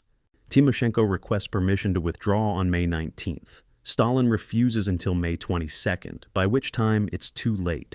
The disaster at Kharkov eliminates Soviet forces that might have opposed Case Blue and gives German commanders confidence that the Red Army remains beatable. The German offensive begins June 28th. Army Group South smashes through Soviet defenses and races east across the Ukrainian steppe. The Wehrmacht's mobility and tactical skill, honed by a year of combat, produces spectacular advances. Soviet units collapse or retreat before they can be encircled. German panzer divisions cover 400 miles in 6 weeks. Their advance reminiscent of the summer of 1941. Rostov-on-Don falls on July 23rd, opening the gateway to the Caucasus. German troops, exhausted but triumphant, believe victory is imminent. The oil fields lie ahead. The Volga is within reach. Nazi propaganda celebrates the imminent destruction of the Soviet Union. Newsreels show endless columns of German tanks rolling east under cloudless skies. The reality visible to logistics officers and combat veterans is less optimistic. Supply lines now stretch 1,500 miles from railheads in Poland. Partisan attacks increase daily. Soviet forces retreat in better order than previous year, avoiding encirclement, preserving their armies for later battles. Stalin, watching the German advance, issues Order 2-27 on July 28th. "Not one step back" becomes the Red Army's motto and its death sentence. The order eliminates flexible defense, forbids retreats without authorization, establishes penal battalions for soldiers accused of cowardice, and authorizes NKVD blocking detachments to shoot anyone retreating without orders. The order is brutality masquerading as resolve. Thousands of Soviet soldiers will be executed by their own side for attempting to survive. Yet Order 227 also reflects Stalin's accurate understanding that the Red Army's biggest weakness is its tendency to collapse when pressed. By eliminating retreat as an option, he forces soldiers to fight. The human cost is enormous. The military effect is significant. Soviet units increasingly stand and fight rather than dissolving into panicked flight. Army Group A drives into the Caucasus through July and August, capturing Maykop oil field on August 9th. German engineers discover the Soviets have thoroughly destroyed the facilities. Wells plugged, refineries demolished, pipelines sabotaged. No oil will flow from Maykop for months, possibly years. The advance continues toward Grozny and ultimately Baku, but momentum slows as Soviet resistance stiffens and supply lines stretch beyond sustainability. Mountain warfare in the Caucasus requires different tactics and equipment than steppe warfare. German soldiers, already exhausted from 2 months of continuous operations, struggle to maintain the offensive. By September, Army Group A is stalled in the foothills, unable to push further, too committed to withdraw. Hitler rages at commanders for failing to achieve objectives, but offers no solution to the fundamental problem: insufficient forces for the assigned tasks. Meanwhile, Army Group B approaches Stalingrad. The city stretches 30 miles along the Volga River's western bank, an industrial center of 500,000 people. Militarily, Stalingrad matters as a transportation hub and manufacturing site. Symbolically, it carries Stalin's name and thus becomes psychologically significant to both dictators. Hitler fixates on capturing the city, seeing it as vindication of the entire summer offensive. Stalin orders the city held at all costs, seeing its loss as personal humiliation. Both men transform Stalingrad from a strategic objective into an ideological obsession. Neither will permit retreat. Neither will accept compromise. The result is inevitable: battle on a scale and intensity that will consume entire armies and define the war's turning point. August 23, 1942. German 16th Panzer Division reaches the Volga River north of Stalingrad, cutting the city off from the north. That same day, Luftwaffe bombers attack the city in the largest air raid of the Eastern Front. 600 aircraft drop bombs and incendiaries for hours. The Volga burns with oil from destroyed refineries. Wooden buildings explode in firestorms. Civilians flee toward the river, seeking escape across the water. Official casualties lists 40,000 dead, but accurate counts are impossible in the chaos. Survivors describe hell, entire neighborhoods vanishing in flames, people jumping into the river to escape heat, bodies piled in streets too hot to approach. The Germans intended to terrorize Stalingrad into surrender. Instead, they created a landscape of ruins perfect for defensive warfare and stiffened Soviet resolve. The rubble-choked streets and demolished buildings will favor defenders over attackers. The destruction meant to end resistance has created the battlefield where resistance will succeed. German forces close on Stalingrad from west and north, pushing Soviet defenders toward the Volga. Soviet 62nd Army, commanded by General Vasily Chuikov, holds the city. His orders from Stalin are unambiguous: hold Stalingrad or die trying. Chuikov establishes his command post on the Volga's west bank, within artillery range of German positions, ensuring he cannot retreat even if he wanted to. Soviet reinforcements cross the river at night under German fire. Entire divisions ferried across in small boats, taking heavy casualties during the crossing. German intelligence observes the reinforcement but misunderstands its significance. The Soviets are not desperately throwing forces into a doomed defense. They are buying time while preparing something much larger. North and south of Stalingrad, away from German attention, Soviet forces are massing, 3 armies north of the city, 2 armies south. The preparations are hidden by Maskirovka, Soviet deception operations. German reconnaissance photographs show quiet sectors. The reality is different. The jaws of the trap are opening. By September, the German summer offensive has achieved impressive territorial gains, 1,200 miles into the Caucasus to the Volga at Stalingrad, but has failed to achieve strategic objectives. No oil flows from captured fields. Soviet forces, though battered, remain intact and still resist. German supply lines, stretched beyond reasonable limits, can barely sustain defensive operations, much less renewed offensives. Wehrmacht divisions at the front report severe shortages in ammunition, fuel, and replacements. Worse, Hitler's decision to divide Army Group South has left both offensives undermanned. The flanks protecting these penetrations are held by Romanian, Italian, and Hungarian armies, Allied units with inferior equipment, inadequate anti-tank weapons, and low morale. German commanders note with alarm that their northern flank along the Don River, protecting the approach to Stalingrad, depends on Romanian Third Army. If the Soviets attack there, the entire position could collapse. Reports noting these vulnerabilities reach Hitler's headquarters and are dismissed. The Führer insists the Soviets lack strength for major offensives. He is wrong. The Red Army is about to prove just how wrong. September 13, 1942, Central Stalingrad. German 6th Army launches its assault on the city's core, attacking from west toward the Volga River. General Friedrich Paulus commands 300,000 men, 3 corps, organized for urban assault. The attack begins with artillery bombardment, followed by infantry and armor pushing into the ruined streets. Soviet 62nd Army, commanded by General Vasily Chuikov, holds a strip of devastated city barely 1 kilometer deep along the river's western bank. Behind them, the Volga. No room to retreat. Chuikov's strategy is simple and brutal. Stay so close to German positions that German artillery and air support risk hitting their own troops. Hug them close, he orders. Soviet and German soldiers fight across distances measured in meters. Grenades thrown across rubble piles, machine gun duels in demolished apartments, sniper fire from building to building. This is not warfare as the German army trained for it. This is industrial-scale murder in an urban tomb. The Germans attack Mamayev Kurgan, Hill 102, which dominates the city's center.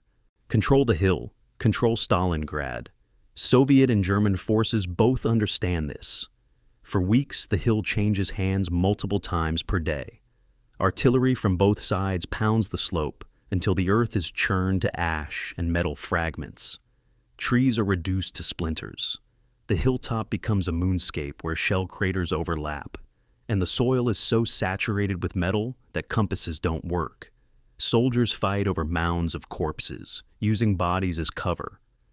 An infantryman describes the stench: death and explosives and blood soaked into everything. September 15th, Germans capture most of the hill. September 16th, Soviet counterattack retakes it. September 17th, Germans retake it again. This continues for weeks. Neither side commits maximum force at once. They feed men into the hill in company-sized units, replacing casualties, grinding each other down. By late September, the hill remains contested. German forces hold the slopes. Soviets cling to positions on the summit and eastern side.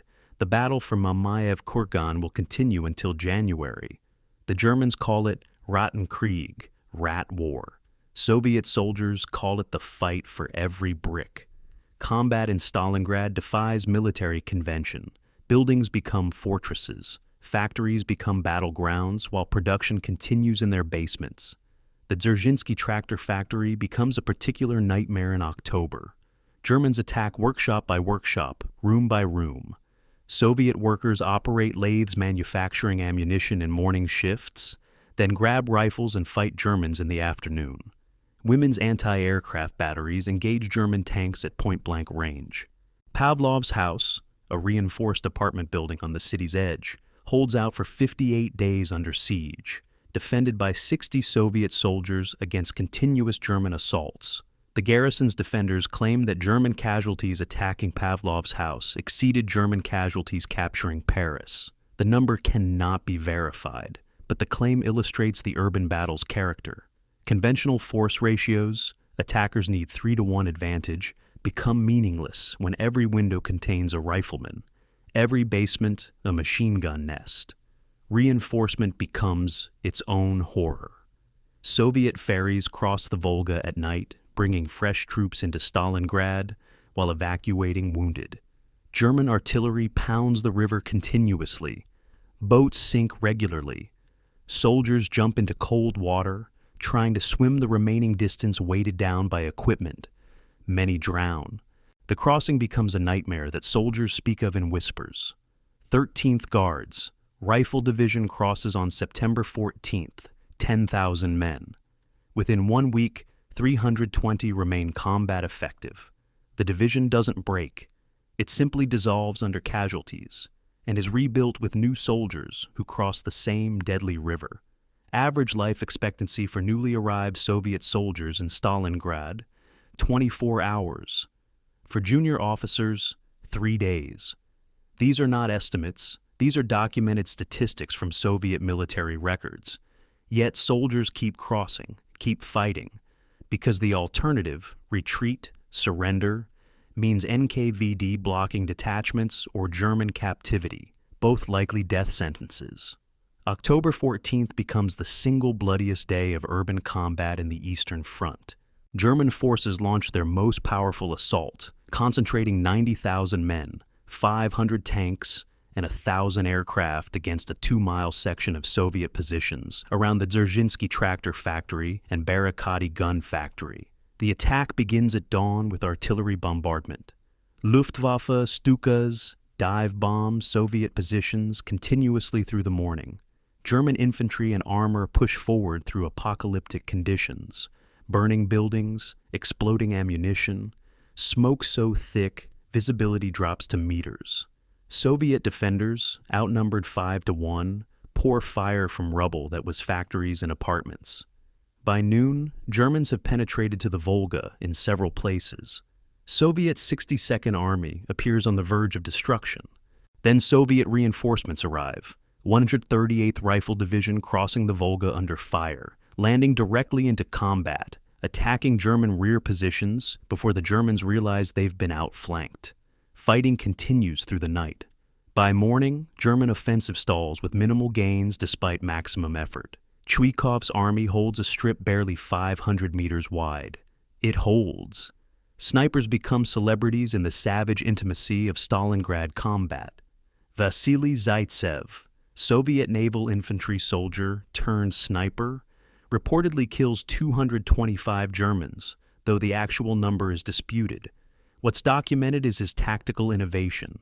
sniper teams working in pairs, using deception and patience, teaching others his methods.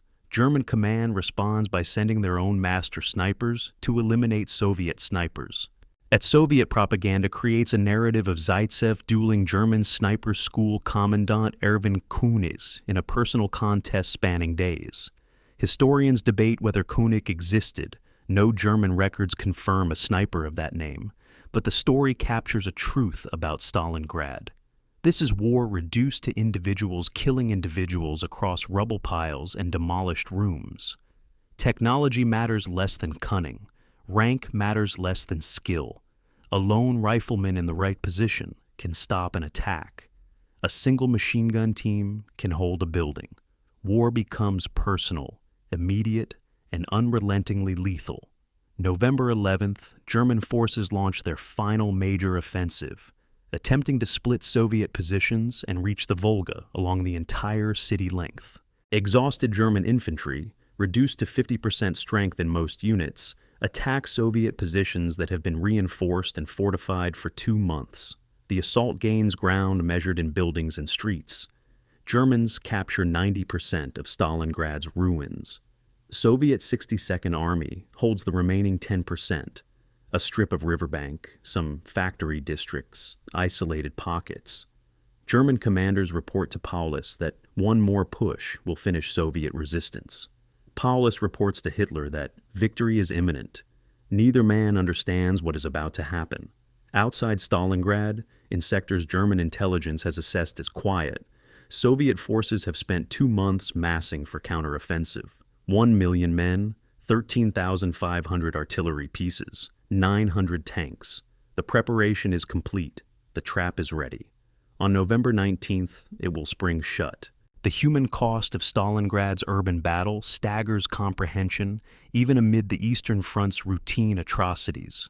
Buildings become tombs filled with bodies from both sides. Wounded die in basements without medical care. Water comes from bomb craters in the Volga, often contaminated with oil and corpses. Food is whatever can be scavenged from ruins or ferried across the river. Soviet soldiers receive frozen bread and salted fish. Germans receive hardtack and canned meat when supply columns get through. Both sides suffer dysentery, typhus, and malnutrition. Combat continues regardless. Men fight while sick, while starving, while wounded. They fight because stopping means dying. And fighting means dying, but fighting offers the possibility of taking the enemy with you. This is the reality of Stalingrad from September to November. 2 armies destroying each other for control of ruins, in a city whose strategic value diminishes even as its symbolic value grows. German casualties in Stalingrad city fighting exceed all previous urban battles. The Wehrmacht lost fewer men capturing Warsaw, Paris, and Belgrade combined than it loses taking 90% of Stalingrad while failing to capture the final 10%. Soviet casualties are higher, far higher. But Soviet strategy accepts casualties as necessary costs. Stalin has reserves. He has replacement divisions. He has Siberian troops still arriving by rail. Germany has what it committed to Russia, minus casualties, with no strategic reserve. Every German division locked into Stalingrad is a division unavailable elsewhere. Every week spent grinding through ruins is a week Soviet forces use to prepare counteroffensives.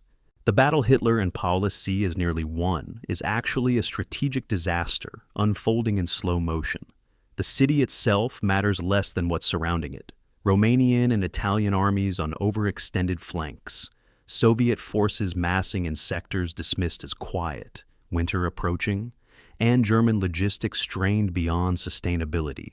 Stalingrad is becoming not the site of German victory, but the site of German catastrophe. The only question remaining is when the catastrophe begins. November 19th, 1942, 7:20 in the morning. Soviet artillery opens fire north of Stalingrad with a barrage so intense it rivals anything the Eastern Front has yet seen. 4,300 guns and mortars pound Romanian Third Army positions along a 30-mile front. The barrage lasts 80 minutes, systematically obliterating Romanian defensive positions, command posts, and communications. Romanian soldiers huddle in trenches, praying to survive the iron hurricane falling on them. Some trenches take direct hits and cease to exist. Others collapse, burying their defenders. At 8:50, the barrage lifts. Soviet infantry and tanks, Southwestern Front and Don Front, 7 armies, advance through morning fog into Romanian positions. Romanian units, equipped with inadequate anti-tank guns that cannot penetrate Soviet armor, fire until their ammunition exhausts, then break and run. By noon, Soviet forces have penetrated 15 miles into Romanian rear areas. German reserves rush toward the breakthrough, but arrive piecemeal and are overwhelmed. The northern pincer of Operation Uranus is in motion. November 20th, 8 in the morning, the southern pincer launches from positions south of Stalingrad. Stalingrad Front's artillery pounds Romanian 4th Army and German 4th Panzer Army positions.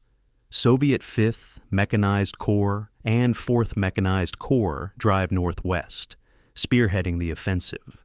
Romanian resistance collapses even faster than in the north. Romanian units, hearing reports of the northern front's collapse, assume they too are doomed and retreat before Soviet forces fully engage them. German units attempt to hold defensive positions, but lack sufficient strength to stop the Soviet armor flood. Soviet operational planning, refined through 2 years of catastrophic failures, now demonstrates newfound sophistication. Tank corps bypass German strongpoints, leaving infantry to reduce them while armor races toward operational objectives. The goal is not to fight every battle, but to encircle the enemy by reaching the meeting point with the northern pincer. At Paulus's 6th Army headquarters in Stalingrad, initial reports are dismissed as exaggerations.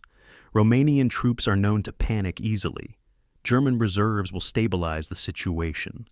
Everything is under control. November 21st, Soviet spearheads drive toward Kalach-on-Don, the bridge town 50 miles west of Stalingrad, where German supply lines cross the Don River. Paulus begins to understand the scale of disaster unfolding. His flanks have collapsed.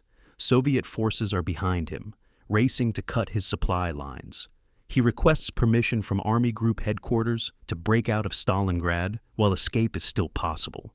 His chief of staff, Major General Arthur Schmidt, argues for holding position, insisting that breakout would mean abandoning wounded and heavy equipment. The debate continues through the day while Soviet pincers converge. At Hitler's headquarters in East Prussia, senior officers study maps showing Soviet penetrations and reach the obvious conclusion: 6th Army must withdraw immediately. But Hitler refuses to see them. He is meeting with Albert Speer discussing armaments production. When finally briefed on the situation that evening, Hitler's response is instant and unambiguous. 6th Army will hold Stalingrad. No retreat. The Luftwaffe will supply the surrounded forces by air. Göring has guaranteed it. November 23rd, 4 o'clock in the afternoon, near Kalach. Soviet 26th Tank Corps meets 4th Tank Corps. The encirclement is complete. 290,000 Axis troops are trapped in a pocket roughly 30 miles wide, east to west, and 40 miles north to south. Paulus's 6th Army, most of 4th Panzer Army, 2 Romanian divisions, various support units. At Paulus's headquarters, officers study maps in stunned silence. The pocket contains insufficient supplies for sustained operations. Fuel reserves will last days. Ammunition stocks are adequate for moderate combat, but not for the breakout that would be necessary. Food supplies are inadequate for the trapped forces. Medical facilities are overwhelmed with wounded from 2 months of Stalingrad city fighting. The only solution is immediate breakout toward the southwest, abandoning equipment and wounded, attempting to reach German lines before the encirclement solidifies. Paulus drafts the order, then receives Hitler's command: hold Fortress Stalingrad, fight in place, await relief. Paulus, a loyal officer who has never disobeyed orders, complies. The death sentence for 6th Army has been signed. Hermann Göring, Reich Marschall and Luftwaffe commander, promises Hitler that German air transport can deliver 500 tons of supplies daily to the encircled 6th Army. His staff officers are horrified. They calculate minimum requirements. Sixth Army needs 700 tons per day to sustain operations. Food, ammunition, fuel, medical supplies, winter clothing. 500 tons is insufficient, and even achieving 500 tons daily would require Herculean efforts. Göring waves away objections. He cites the successful Demyansk airlift earlier in 1942, when the Luftwaffe supplied 100,000 encircled troops for 3 months. But Demyansk was smaller, closer to German airfields, and faced weaker Soviet defenses. Stalingrad pocket is larger, further from bases, and surrounded by intensifying Soviet anti-aircraft and fighter defenses. Transport aircraft will fly through Soviet fighters and flak to reach primitive airfields inside the pocket in winter weather under constant bombardment. Göring's promise is fantasy disguised as confidence. But Hitler believes it because he wants to believe it, because accepting reality would mean authorizing retreat, and retreat is ideologically unacceptable. The Luftwaffe airlift begins November 25th. Junkers 52 transport aircraft, the same planes that delivered paratroopers during Germany's early victories, now ferry supplies into Stalingrad pocket. The mission is doomed from inception. German transport aviation was never designed for sustained operations on this scale. The Luftwaffe has sufficient aircraft only by stripping training schools and other fronts. Airfields inside the pocket, Pitomnik and Gumrak, are primitive strips that become mud bogs when weather warms. Soviet fighters patrol constantly, shooting down transports. Soviet anti-aircraft artillery rings the pocket, creating walls of flak that transports must penetrate. Winter weather grounds aircraft for days at a time. When aircraft do land, Soviet artillery shells them. Pilots describe flying into hell, approaching through storms and darkness, seeing tracers rising like deadly fireworks, hearing shells burst nearby, landing on cratered strips while explosions bracket the runway. Unloading takes too long. Wounded soldiers mob the aircraft, desperate to evacuate. Pilots take off under fire, overloaded, some crashing on takeoff. December totals reveal the airlift's failure. Sixth Army requires 700 tons daily. The Luftwaffe delivers average 94 tons per day. On best days, 300 tons. On worst days, nothing. Over 70 days, the total delivery will be 8,350 tons, 12% of minimum requirements. Supply packages dropped by parachute often land outside German lines, feeding Soviet forces instead. Flights scheduled from distant airfields spend so much time in transit that payload capacity is consumed by fuel. Losses mount steadily. By December's end, 165 aircraft destroyed, 30 shot down, 28 lost to weather or crashes, the rest destroyed on the ground. Replacement aircraft arrive, but with inexperienced crews who lack training for winter operations and combat conditions. The airlift continues because Hitler insists it's working, and because admitting failure would require authorizing the breakout that is no longer possible. By mid-December, Sixth Army has consumed its fuel reserves and most of its ammunition. The force that besieged Stalingrad is now itself besieged.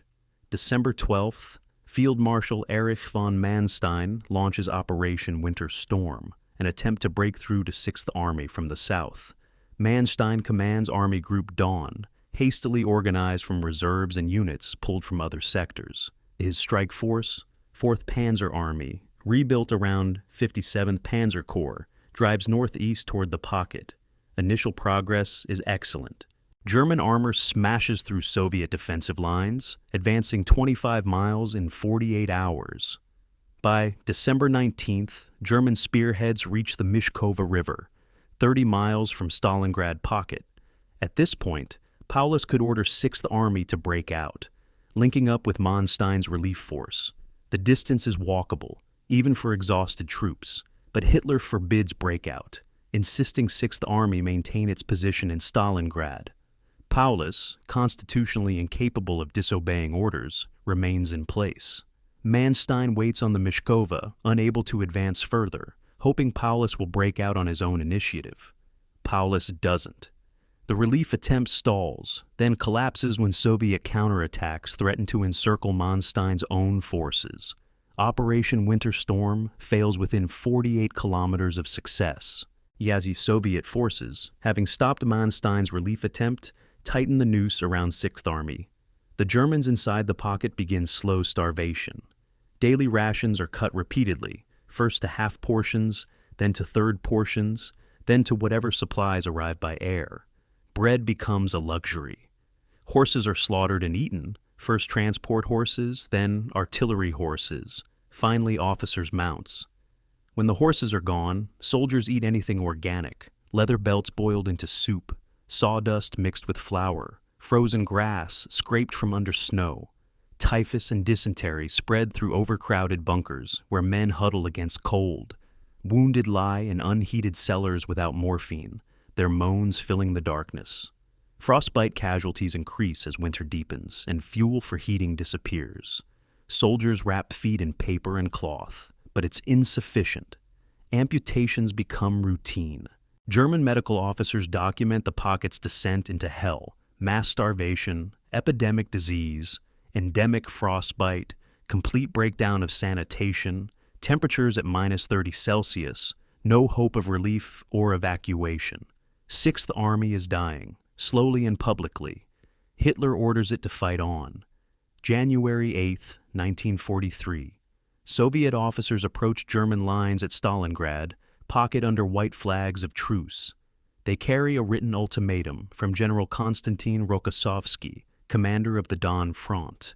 The document is clinical in its assessment. 6th Army is surrounded, cut off from supplies, facing inevitable destruction.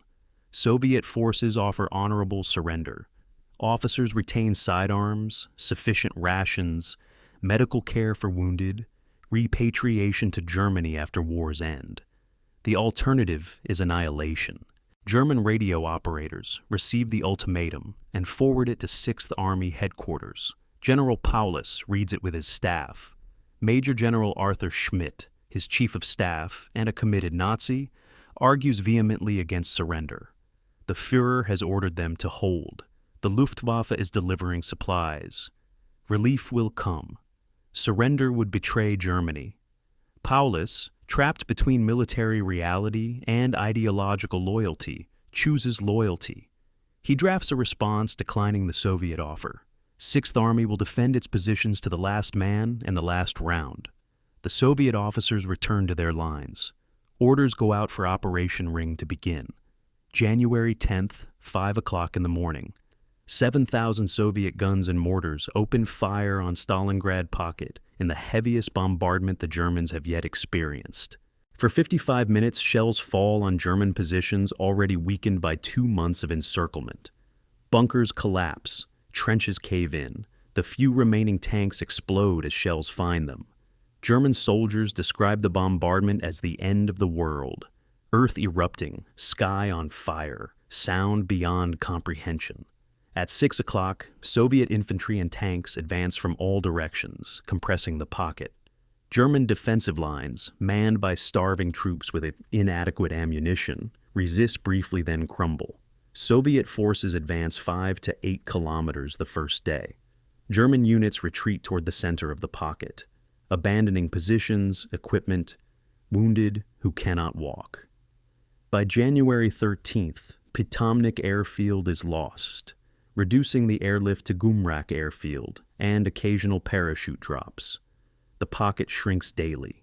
Inside the contracting perimeter, conditions transcend military disaster and become humanitarian catastrophe. 47,000 German wounded lie in bunkers, cellars, and ruins without medical supplies or heat. Doctors perform amputations without anesthesia. Bandages are washed and reused until they disintegrate. Infections kill men who would survive in hospitals. The wounded who can still walk are sent back to defensive positions because 6th Army needs every man. Those who cannot walk wait to die or be captured. Food has virtually ceased existing.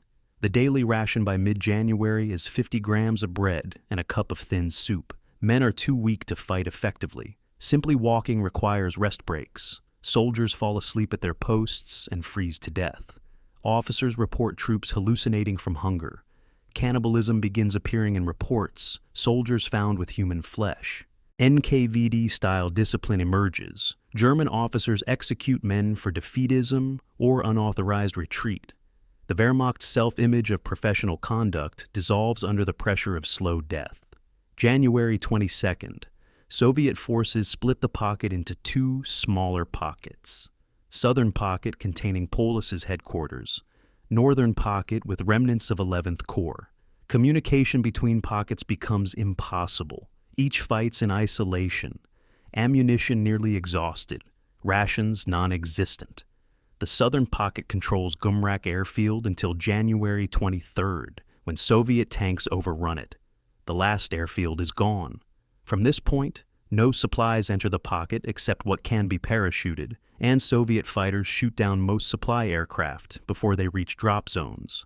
German radio operators broadcast increasingly desperate messages. Need ammunition urgently, need food. And need medical supplies, need relief, request permission to break out. The responses from Hitler's headquarters remain consistent. Hold position, await relief, no surrender. The relief that was promised in November is now impossible.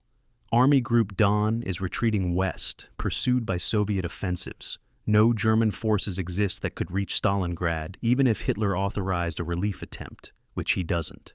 January 30th, 1943. Hitler promotes Paulus to field marshal by radio, making him the youngest field marshal in German history. The promotion is transparent manipulation. No German field marshal has ever surrendered. The subtext is clear. Be the first field marshal to die in battle, not the first to surrender. Paulus understands the message. At his headquarters in the Universum department store basement, Soviet forces are within blocks. Artillery shells hit the building regularly. Supplies are gone. Ammunition is gone. Radio contact with Hitler's headquarters becomes intermittent. On January 31st, Soviet troops storm the Universum. Paulus surrenders the southern pocket. He does not order the northern pocket to surrender. That command authority belongs to its commander. But his surrender makes continued resistance pointless. On February 2nd, the northern pocket surrenders. The Battle of Stalingrad is over. Of the 290,000 men encircled in November, 91,000 surrender. The rest are dead. The prisoners who march out of Stalingrad resemble skeletons in rags more than soldiers. Photographs show hollow-eyed men, with faces gaunt from starvation, shuffling through snow in groups, guarded by Soviet soldiers. Many collapse during the march to prisoner collection points. The Soviets are unprepared for this many prisoners and lack facilities to house or feed them adequately.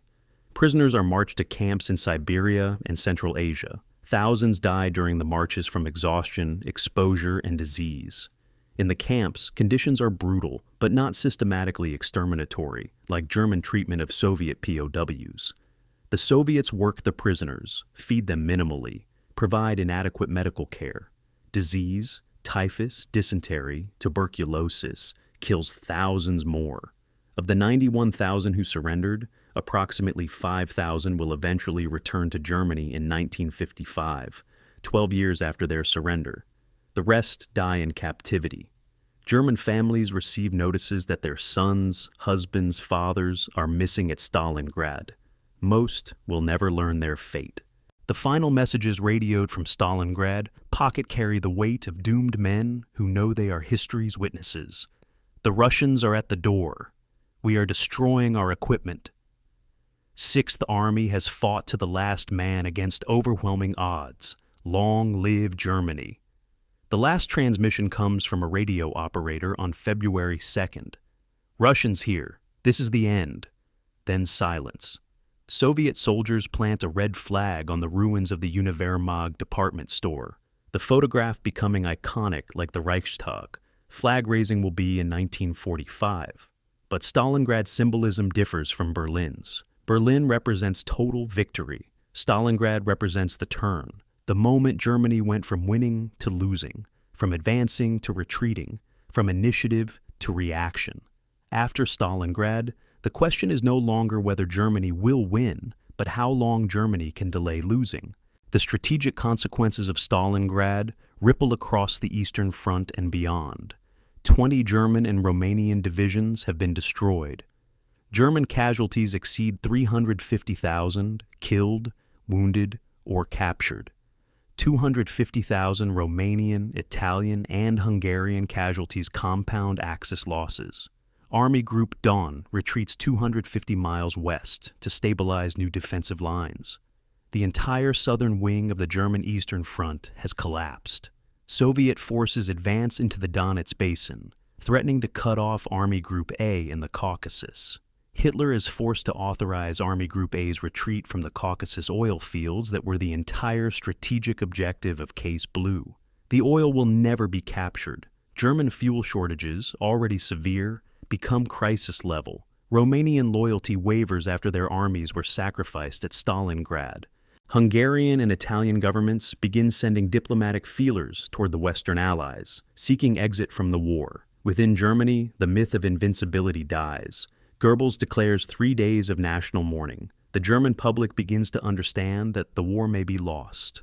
Soviet casualties at Stalingrad, approximately 1 million killed, wounded, and captured during the defense, encirclement, and reduction of the pocket, are staggering but acceptable within Soviet strategic calculations. The Soviet Union has population reserves and industrial capacity to replace losses. Germany does not. More importantly, the Red Army has demonstrated operational competence unimaginable in 1941. Operation Uranus succeeded through surprise, deception, and careful planning. Soviet armor operated independently, bypassing strong points, achieving encirclement despite German tactical skill. Soviet artillery coordination improved dramatically. Soviet air power, though still inferior to the Luftwaffe qualitatively, achieved local superiority through numerical concentration.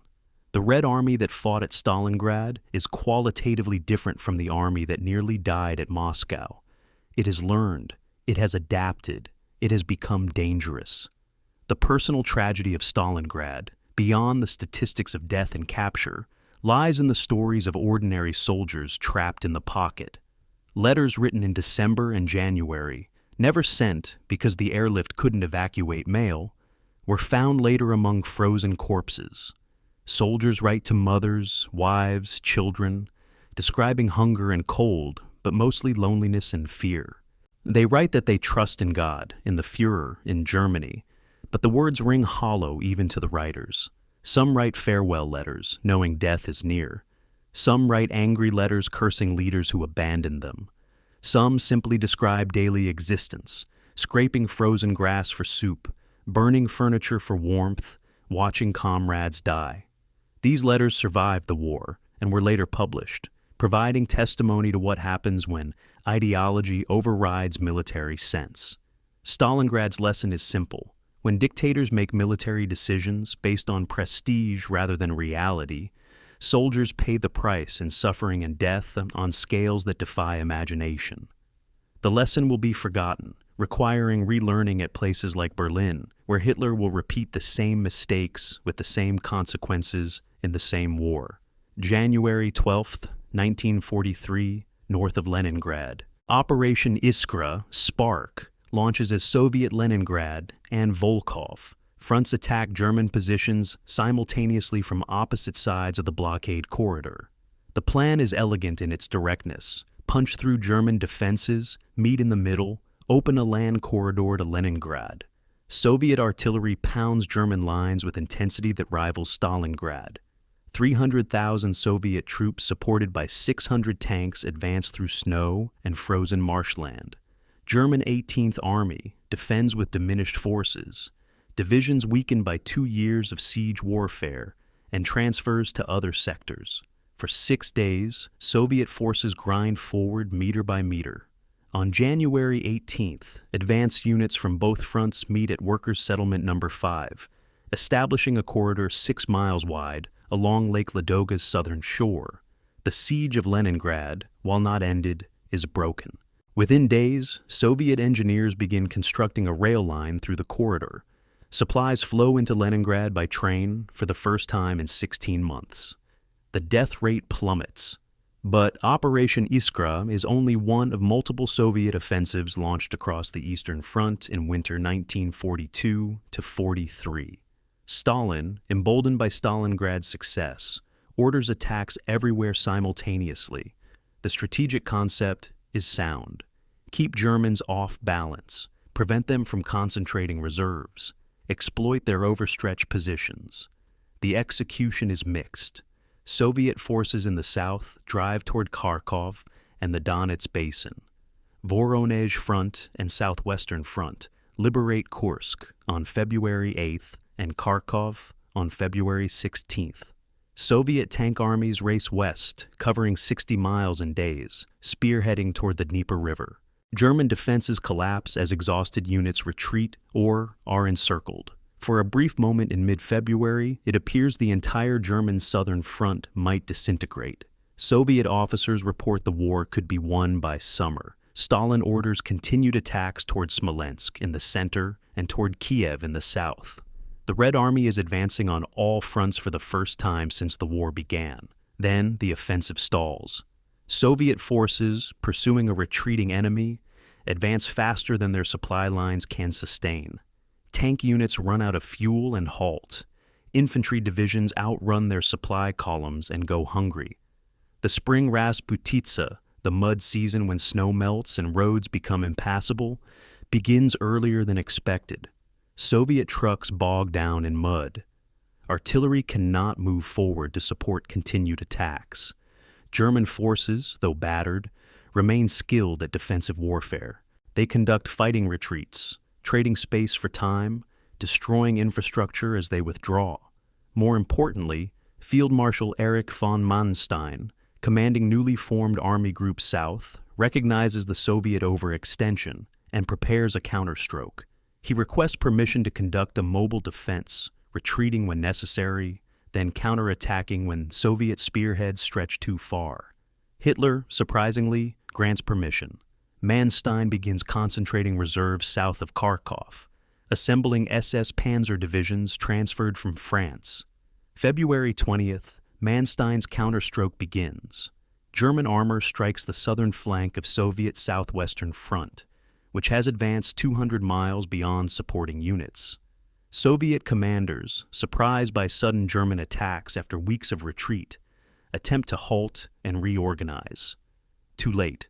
German panzers, demonstrating the tactical skill that made them feared in 1941 and 42, execute textbook encirclements on smaller scale than German offensives of previous years, but just as deadly to the units caught. 3 Soviet tank armies are mauled and retreat in disorder.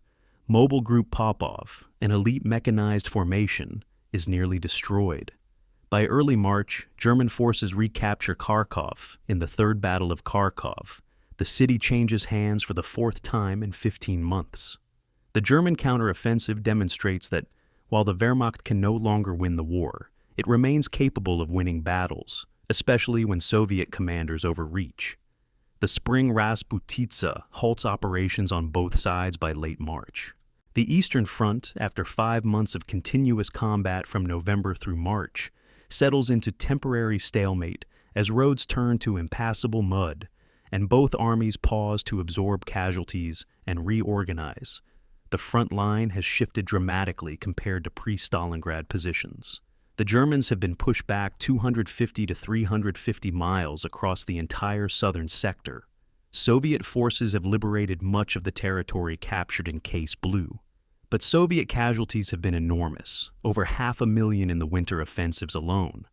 German casualties, while lower, are irreplaceable because Germany lacks the manpower reserves the Soviet Union possesses. The strategic situation now favors the Soviets, but the operational situation remains contested. German forces can still counterattack successfully. Soviet forces can still be encircled when they overextend. The war is far from decided. The winter campaigns reveal the transformation of the Red Army into a modern fighting force. Tank armies, mechanized formations designed for deep operations, now operate with increasing sophistication. Artillery coordination has improved dramatically, with massed fires controlled by forward observers and radio communications. Soviet aircraft, while still inferior to Luftwaffe fighters individually, achieve local superiority through numerical concentration. Most importantly, Soviet commanders have learned from catastrophic failures of 1941 and 42. They employ maskirovka, deception operations that mislead German intelligence about offensive locations. They conduct reconnaissance before attacks. They husband reserves rather than committing everything at once. This learning process is paid for in blood. Every lesson costs thousands of lives, but the lessons are being learned. The Red Army of spring 1943 is not the same army that nearly collapsed in summer 1941. German forces also adapt, but their adaptations reveal fundamental weaknesses. Mobile defense and tactical counterattacks succeed when executed, but require reserves that Germany increasingly lacks. New equipment, Tiger and Panther tanks with superior armor and guns, enter service in limited numbers, but production cannot match Soviet tank output. The Luftwaffe retains qualitative superiority, but faces numerical disadvantage as Soviet aviation expands. German logistics remain stretched beyond sustainable capacity. Partisan warfare behind German lines intensifies, with Soviet irregular forces derailing trains, ambushing convoys, and forcing Germany to commit divisions to rear area security that could otherwise fight at the front. German intelligence continues to underestimate Soviet reserves and production capacity, repeatedly surprised by new Soviet armies appearing where intelligence maps showed nothing. By April 1943, as the front lines stabilize along a new equilibrium, both Soviet and German staffs study the same map feature, the Kursk salient. Soviet winter offensives created a 150-mile bulge in the front line, centered on the city of Kursk, jutting west into German-held territory. To German planners, the salient appears as an obvious target: attack from north and south, pinch off the bulge, encircle whatever Soviet forces are inside. It's textbook strategy, visible to any military academy student. To Soviet planners, the salient appears as an obvious trap. Prepare layered defenses, allow the Germans to attack into fortified positions, then counterattack once they exhaust themselves. Both sides begin preparations. The Germans mass armor and infantry for Operation Citadel. The Soviets mobilize reserves and dig entrenchments. The stage is set for the largest tank battle in history. The winter campaigns of 1942 to 43 represent the pivot point, where strategic initiative permanently shifts from Germany to the Soviet Union.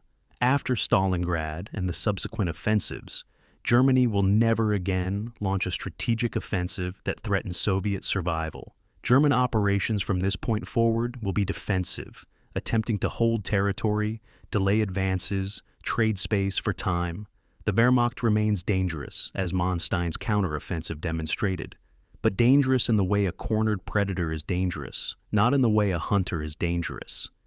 The strategic question is no longer whether the Soviet Union will survive, but how long Germany can delay the inevitable.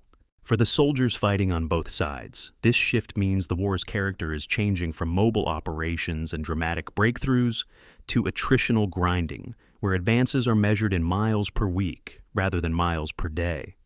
The human cost of the winter campaigns adds to the already incomprehensible totals. Soviet casualties from November 1942 through March 1943 exceed 2 million killed, wounded, and captured. German and Axis satellite casualties approach 700,000.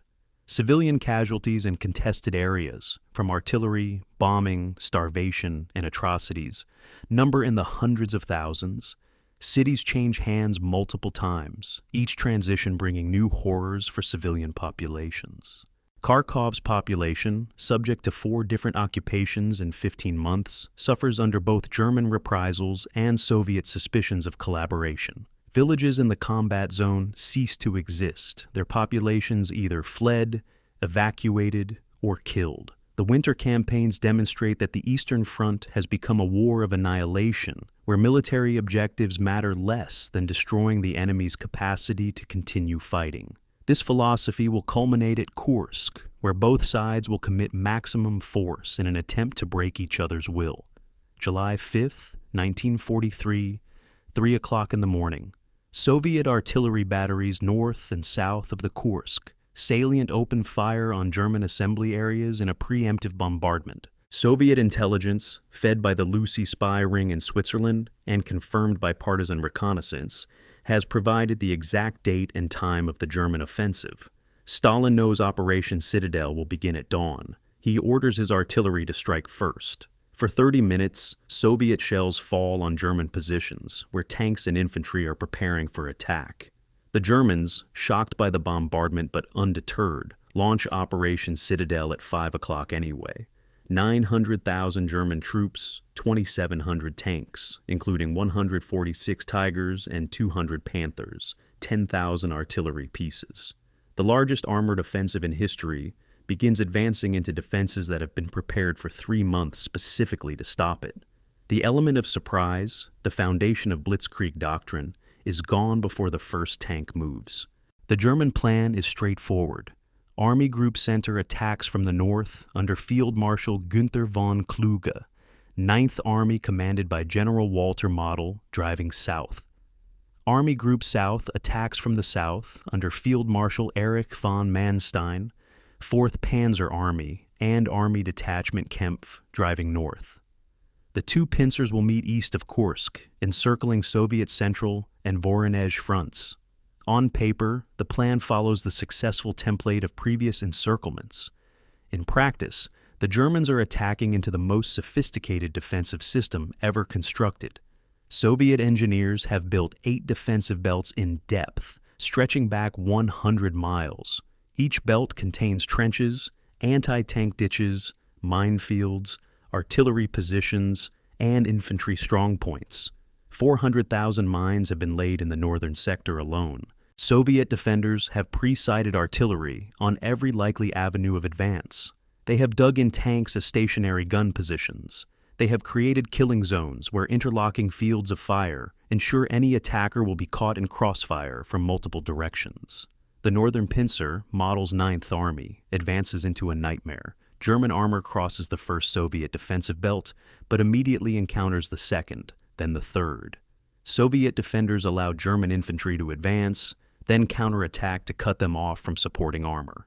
German Tigers and Ferdinands, new heavy tank destroyers with 200mm frontal armor, prove nearly invulnerable to Soviet anti-tank guns, but are too slow and mechanical failures plague them. Soviet defenders target tracks and engine compartments with artillery. Disabled Tigers become stationary bunkers until recovery vehicles can retrieve them, if recovery vehicles can reach them. By July 7th, 9th Army has penetrated 10 miles at maximum effort, but has not broken through Soviet defenses. Model's casualty reports show 25,000 men lost, and 200 tanks destroyed in 3 days. The advance rate is unsustainable. Soviet reserves continue to arrive, feeding fresh divisions into defensive positions. The southern pincer achieves deeper penetration. Manstein's forces, spearheaded by SS Panzer Corps, drive through the first 3 Soviet defensive belts by July 8th. The Germans employ new tactics to cope with Soviet defenses. Combined arms teams of tanks, infantry, and engineers working together to reduce strong points. Air support concentrated on narrow breakthrough sectors. Night operations to avoid Soviet artillery observers. It works, but slowly and at terrible cost. Every mile gained costs hundreds of casualties and dozens of tanks. Soviet defenders fight from prepared positions, inflicting maximum casualties before withdrawing to the next defensive line. Soviet artillery pounds German assembly areas and supply columns. Soviet air power, numerically superior, if qualitatively inferior, achieves local air superiority through sheer numbers of aircraft.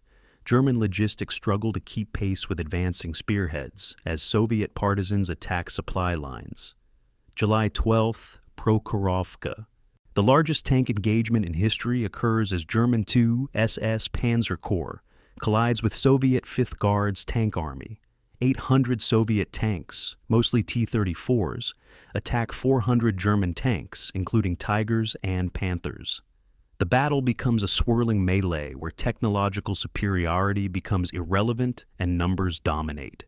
Soviet commanders order tanks to close to point-blank range, where German long-range gun advantages disappear, and Soviet maneuverability matters more than German armor thickness. Tank battles at ranges measured in meters, crews bailing out of burning vehicles, smoke so thick visibility drops to nothing. Explosions and fire transforming the battlefield into apocalyptic chaos. By evening, both sides are exhausted. Soviet losses are catastrophic. 400 tanks destroyed or damaged, losses approaching 70% of Fifth Guard's tank army. German losses are lighter, about 70 tanks destroyed, but the strategic outcome favors the Soviets. The German advance is stopped. Prokhorovka becomes the high-water mark of Operation Citadel. July 13th, Hitler summons his field marshals to his East Prussia headquarters and cancels Operation Citadel. The official reason is the Allied landing in Sicily on July 10th, requiring transfer of German divisions to Italy. The real reason is that Citadel has failed to achieve its objectives. After 8 days of maximum effort, German forces have penetrated Soviet defenses, but have not broken through, have not encircled significant Soviet forces, have not achieved the decisive victory that would justify the enormous casualties. German tank losses exceed 30% of committed armor. Infantry divisions are bled white. Soviet reserves continue to arrive, while German reserves are exhausted. Continuing the offensive would result in mutual destruction without strategic gain. For the first time in the war, a German offensive is called off not because it succeeded, but because it failed. The psychological impact on German troops is devastating. They fought bravely, achieved tactical successes, and still lost. If maximum effort at optimal conditions cannot break Soviet defenses, what can? The Soviet counteroffensives begin immediately. Operation Kutuzov strikes the northern flank of the Kursk salient on July 12th, forcing German Ninth Army to retreat to defend its bases. Operation Polkovodets-Rumyantsev strikes the southern flank on August 3rd, driving toward Kharkov. Soviet operational planning demonstrates newfound sophistication. Rather than attacking the obvious targets, the German forces inside the Kursk salient, they attack the flanks and rear areas, threatening encirclement and forcing German withdrawals. The Germans conduct fighting retreats, bloody Soviet spearheads, exact heavy casualties, but cannot stop the advance. By August 5th, Soviet forces have pushed German armies back to approximately their pre-Citadel positions. By August 23rd, Kharkov, the city that changed hands 4 times, falls to Soviet forces for the final time. The Eastern Front is in motion again, and the motion is exclusively westward. Kursk reveals fundamental shifts in the military balance. The Red Army now possesses sufficient artillery to destroy German concentrations through mass fire. Soviet tank production, over 1,000 T-34s per month, replaces losses faster than Germany can inflict them. Soviet infantry, while still suffering horrific casualties, fights with increasing competence. Soviet air power achieves numerical superiority that compensates for qualitative inferiority. Most critically, Soviet operational planning has matured to the point where Soviet commanders can outthink their German counterparts. The Maskirovka operations that concealed the true strength of Kursk's defenses, the intelligence penetration that revealed German plans, the decision to fight a defensive battle rather than attempt a preemptive offensive, all demonstrate strategic sophistication that would have been impossible in 1941 or even 1942. The German response to Kursk demonstrates the Wehrmacht's growing desperation. New weapons, Tiger and Panther tanks, Ferdinand tank destroyers, enter combat before testing is complete. Mechanical failures plague the new designs. Panthers suffer engine fires. Ferdinands lack machine guns for close-in defense and become vulnerable to Soviet infantry. German industry cannot produce these complex designs in sufficient numbers to replace losses. Meanwhile, Soviet industry produces simpler, more reliable vehicles in vastly greater numbers. The T-34, with its diesel engine and sloped armor, proves superior to German medium tanks, and nearly equal to German heavy tanks, while being far easier to manufacture and maintain. The industrial war, productive capacity multiplied by time, increasingly favors the Soviet Union. German tactical excellence still wins battles, but cannot overcome strategic mathematics.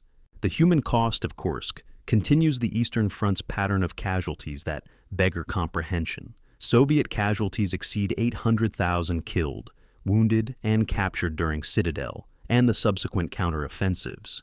German casualties approach 200,000.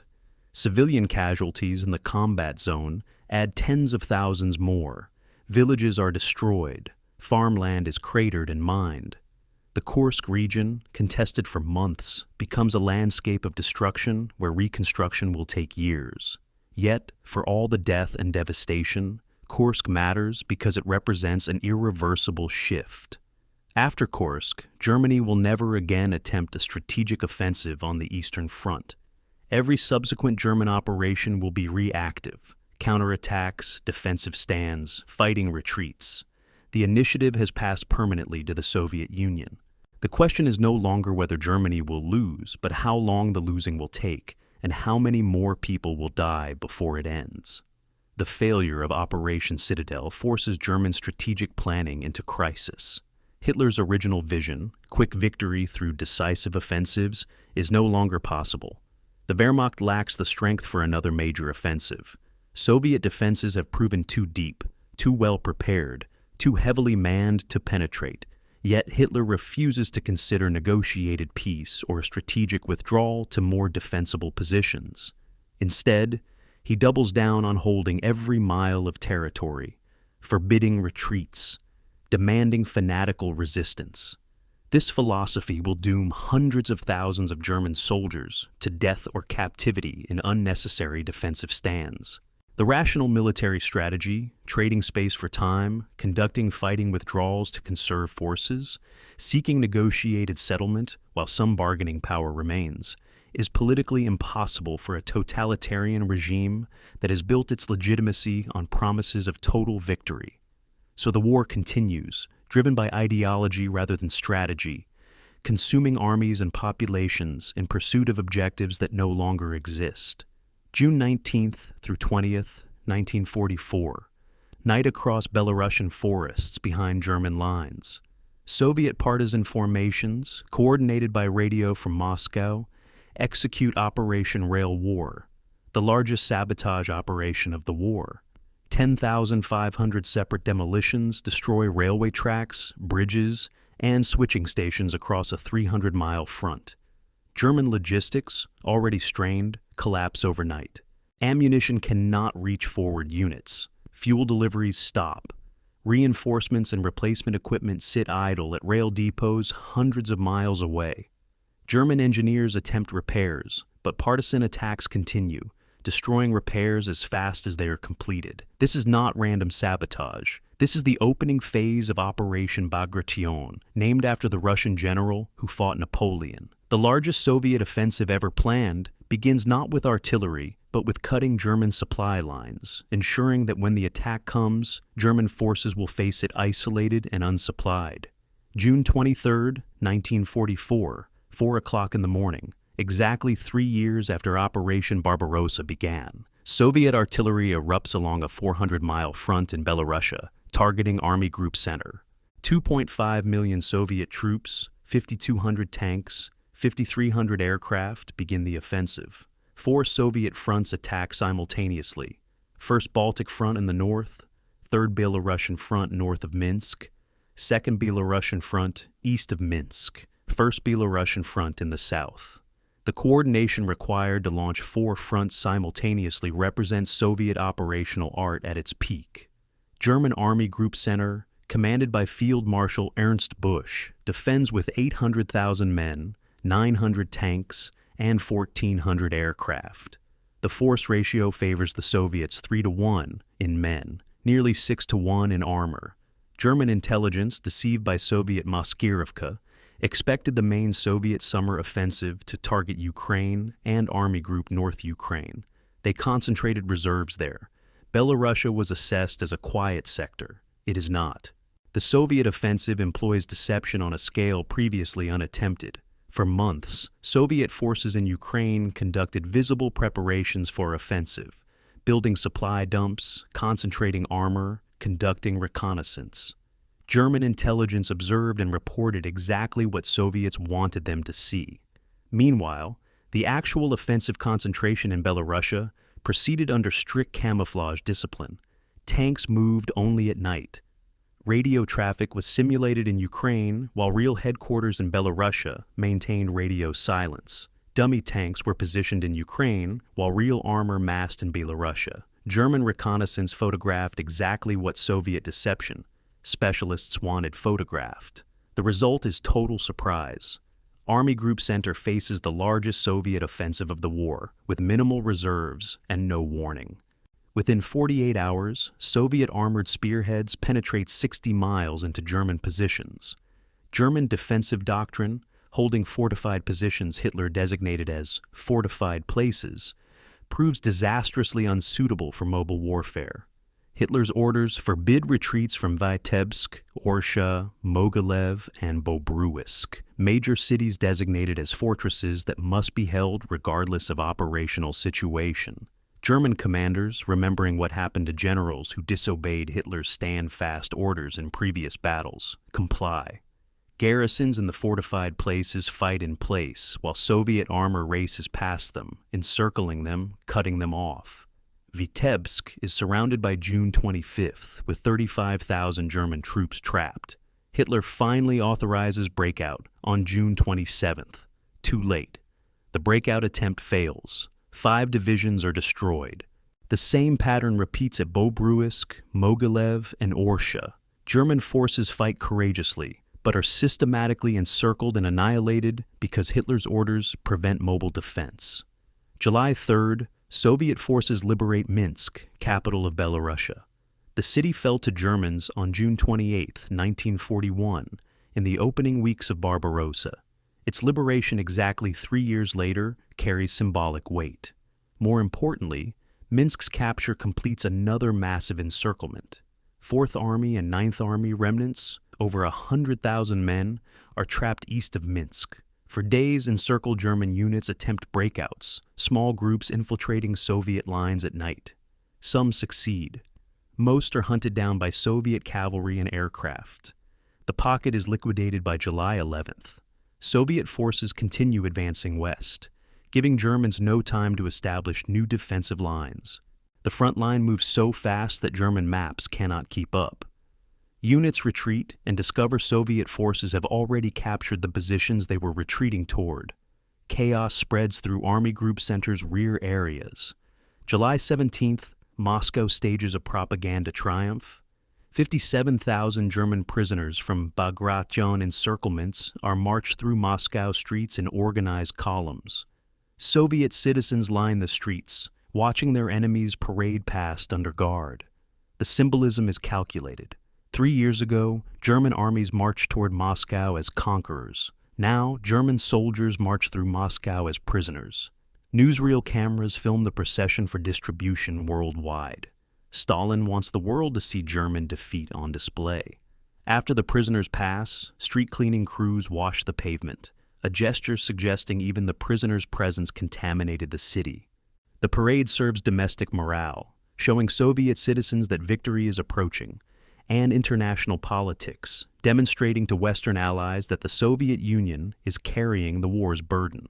The scale of German losses in Bagration exceeds any previous disaster, including Stalingrad. 28 divisions destroyed completely. Approximately 170,000 dead. 180,000 captured. Tanks, artillery, vehicles abandoned as units disintegrate. Army Group Center effectively ceases to exist as a coherent fighting force. The gap in German lines stretches from the Baltic to the Pripyat marshes. Soviet forces advance 500 kilometers in 5 weeks, liberating all of Belarusia and reaching Poland. The strategic implications are immense. German defenses in the east have collapsed along the entire central sector. Soviet forces now stand on German Allied territory and pre-war Soviet borders. The path to Germany itself lies open. liberation of occupied territories begins, bringing its own complexities and horrors. Bagration coincides with the Western Allies' Normandy campaign, creating the two-front war Germany has feared since 1939. On June 6th, Allied forces landed in Normandy. By late June, they are breaking out of their beachhead. Germany faces simultaneous offensives east and west, and lacks reserves to stop either. Hitler's insistence on holding every inch of territory means German forces cannot conduct strategic withdrawals to more defensible positions. They must fight where they stand, be encircled, and be destroyed. The Wehrmacht's tactical skill remains high. German units continue to exact heavy casualties on Soviet attackers, but tactical skill cannot compensate for strategic collapse. Germany is being crushed between Soviet anvil and Western Allied hammer. The liberation of Barbarossa reveals the full horror of German occupation. Soviet soldiers advancing through villages and towns discover evidence of mass killings. Jewish populations have been systematically exterminated. Minsk's ghetto, which held 100,000 Jews, is empty. Ghettos in smaller towns are liquidated. Mass graves dot the countryside. Partisan reprisal killings have murdered thousands of civilians suspected of collaboration. The SS and Wehrmacht anti-partisan operations have killed tens of thousands more civilians in collective punishment operations. Entire villages have been burned with their populations locked inside buildings. The Nazi policy of treating occupied Soviet territory as colonial space to be pacified through terror has produced a landscape of atrocities. Soviet soldiers and war correspondents document what they find, providing evidence for future war crimes trials and fueling desire for vengeance. The Red Army entering Poland and the Baltics brings liberation from Nazi occupation, but not necessarily freedom. Soviet NKVD units follow immediately behind combat forces, arresting anyone suspected of anti-Soviet activities. Members of Polish Home Army, the resistance organization loyal to the Polish government in exile in London, are particularly targeted. The Soviets view them as potential opposition to Soviet control. Deportations to Siberia resume. The Baltic states, Estonia, Latvia, Lithuania, are reincorporated into the Soviet Union despite their declarations of independence during the interwar period. For many civilians in these territories, Soviet liberation means trading one occupation for another. The complexity of liberation, simultaneously freeing people from Nazi genocide while imposing Soviet totalitarianism, will define Eastern European politics for the next 45 years. Bagration demonstrates that the Red Army has become the most powerful military force in the world. The coordination required to launch 4 fronts simultaneously. The logistical achievement of supplying 2.5 million men during a 500-kilometer advance. The operational sophistication of the Maskirovka deception all indicate an organization that has mastered modern warfare. Soviet artillery coordination, with massed fires controlled by sophisticated observation and communication systems, exceeds even German capabilities. Soviet armor, while still suffering from inadequate radios and less trained crews than German tanks, achieves success through numbers and aggressive leadership. Soviet infantry accepts horrific casualties but continues advancing, fed by seemingly inexhaustible reserves. The Red Army of summer 1944 is unrecognizable compared to the army that nearly collapsed in summer 1941. The transformation, paid for in millions of casualties, is complete. August 20th, 1944, Romanian Royal Palace, Bucharest. King Michael of Romania, 22 years old, orders the arrest of Marshal Ion Antonescu, the dictator who allied Romania with Nazi Germany and sent Romanian armies to fight in the Soviet Union. Antonescu is taken into custody. King Michael broadcasts to the Romanian nation. Romania accepts Allied armistice terms, switches sides, and will fight against Germany. Overnight, Romania's 53 divisions, over 500,000 men, turn against their former ally. German forces in Romania, suddenly surrounded by hostile armies, attempt to fight their way out. Most are captured. The strategic consequences are immediate and catastrophic for Germany. The Ploiești oil fields, Germany's primary petroleum source, are lost. German fuel production drops by 500,000 barrels per day. The Panzer divisions and Luftwaffe squadrons that depend on Romanian oil begin running dry. Romania's defection also opens the route into Hungary and southeastern Europe. Soviet forces pour through the gap.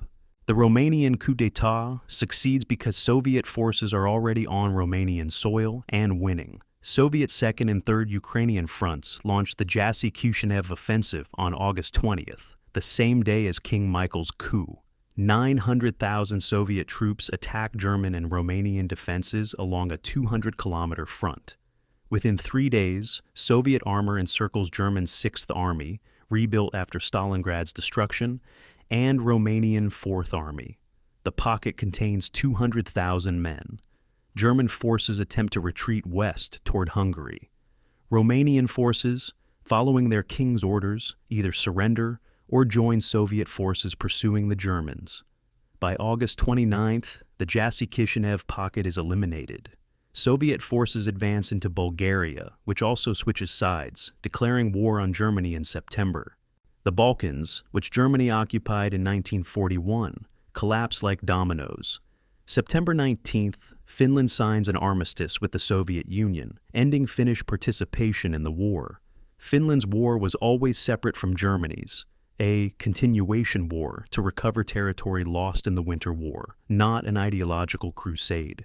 When Soviet forces pushed into Finland in summer 1944, breaking through the Karelian Isthmus defenses, Finland faced the choice between continued resistance ending in total occupation or armistice accepting territorial losses. Finland chose armistice, ceding 10% of its territory, including the city of Viborg, but retaining independence.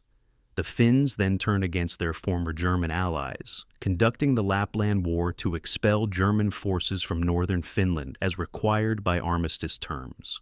Finland survives the war as an independent nation, the only country bordering the Soviet Union that Stalin allows to remain outside Soviet control. Whether this reflects Soviet calculation that occupying Finland would require prolonged guerrilla war, or Stalin's limited respect for Finnish military resistance remains debated. October 20th, Belgrade. Soviet and Yugoslav partisan forces jointly liberate the Yugoslav capital after months of fighting.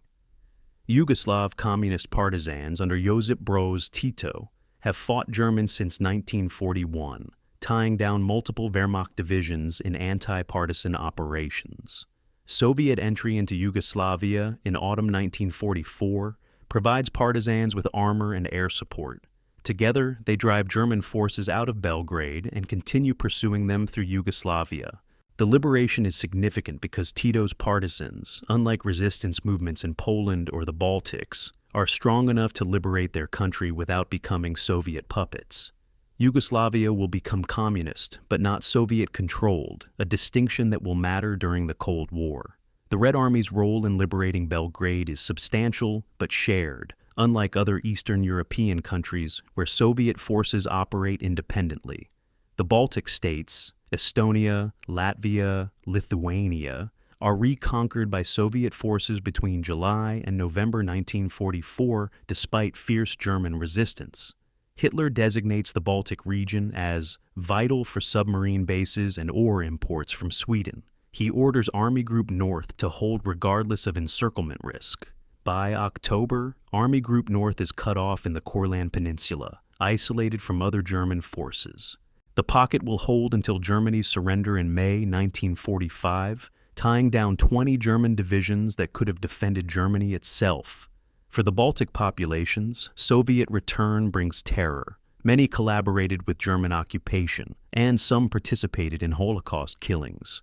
Soviet NKVD arrests thousands. Deportations to Siberia resume. The Baltic independence achieved in 1918 and maintained until 1940 is extinguished. The Soviets treat the Baltic states not as liberated allies but as rebellious Soviet provinces being brought back under control. Warsaw, August through October 1944. The Warsaw Uprising becomes the tragic symbol of liberation's complexity. The Polish Home Army, loyal to the Polish government in exile in London, not to Soviet-backed communists, rises against German occupation on August 1st, expecting liberation within days as Soviet forces approach Warsaw from the east. The uprising initially succeeds, liberating much of the city. Then, Soviet forces halt their advance on the Vistula River's eastern bank, within artillery range of Warsaw, but refusing to intervene. Stalin orders the halt, seeing no benefit in helping non-communist Poles liberate their capital. For 63 days, the Warsaw Uprising battles Germans, while Soviets watch from across the river. German forces, given time to concentrate, systematically crush the uprising. 200,000 Polish civilians are killed. The city is razed. When Soviet forces finally enter Warsaw in January 1945, they find ruins and a destroyed resistance movement that might have opposed Soviet control. The debate over why Stalin halted outside Warsaw generates controversy that persists decades later. Soviet apologists claim military necessity. Armies needed to consolidate supply lines and prepare for renewed offensive. Critics argue Stalin deliberately allowed the Home Army's destruction to eliminate potential opposition to Soviet control. The evidence suggests both factors played roles. Soviet forces were operationally exhausted after Bagration's 500-kilometer advance, but Stalin also refused Western Allied requests to airdrop supplies to Warsaw insurgents, and Soviet forces prevented American aircraft from using Soviet airfields to support the uprising. The decision to halt, whatever its military justification, had convenient political consequences for Soviet aims in Poland. The Home Army's destruction cleared the path for a Soviet-controlled communist government in Poland. Hungary becomes the site of the war's longest urban siege after Stalingrad. Soviet forces enter Hungary in October 1944, driving toward Budapest. Hungarian leader Admiral Horthy attempts to negotiate armistice with the Soviets in mid-October. Hitler responds with Operation Panzerfaust, kidnapping Horthy's son and forcing Horthy's resignation. A pro-Nazi Hungarian government takes power and continues fighting. Soviet forces encircle Budapest in late December. The siege lasts until February 13th, 1945, 102 days. Hungarian and German forces defend the city in house-to-house combat that destroys 80% of buildings. 38,000 civilians die. The Danube freezes, and desperate breakout attempts cross the ice under fire. Budapest's fall completes Soviet control of southeastern Europe and opens the route to Vienna and southern Germany. The forgotten fronts, Balkans, Baltics, Finland, matter because they demonstrate the war's complexity beyond the dramatic battles of Stalingrad and Berlin. While attention focuses on the direct drive toward Germany, the Red Army operates simultaneously on multiple fronts, separated by hundreds of miles. The logistical achievement of supplying offensives from the Black Sea to the Baltic, while maintaining the central push through Poland, defies easy comprehension. Soviet military leadership coordinates operations across a 2,000-kilometer front, moving millions of men, thousands of tanks, and tens of thousands of supply trucks through territories devastated by war. The success of these operations reflects organizational competence that would have been impossible earlier in the war. The political consequences of liberation define post-war Europe. Countries liberated by Soviet forces will become Soviet satellites with communist governments. Countries liberated by Western allies will become democracies aligned with the West. The division of Europe into spheres of influence is determined not by diplomatic negotiations, but by military facts on the ground. Where Soviet armies stop becomes the Iron Curtain. Stalin understands this. Churchill understands this. Roosevelt understands this less clearly. The race for Berlin matters not primarily for military reasons. Germany is doomed regardless of who captures the capital, but for political reasons. Who controls territory at war's end will control the territory's political future. This reality drives both Soviet urgency to advance and Western Allied calculations about where to commit forces.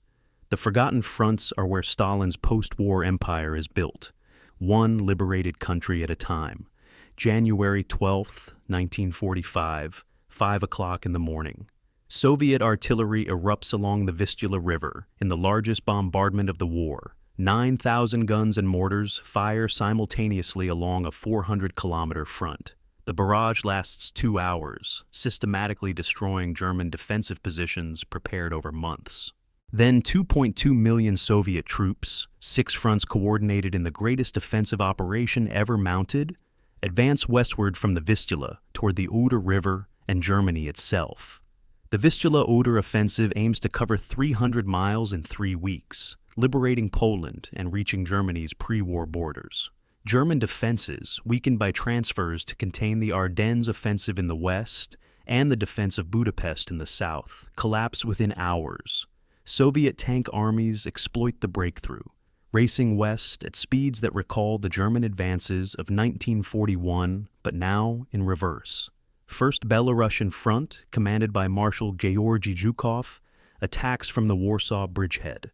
Warsaw, destroyed during the uprising and abandoned by Germans, falls to Soviet forces on January 17th.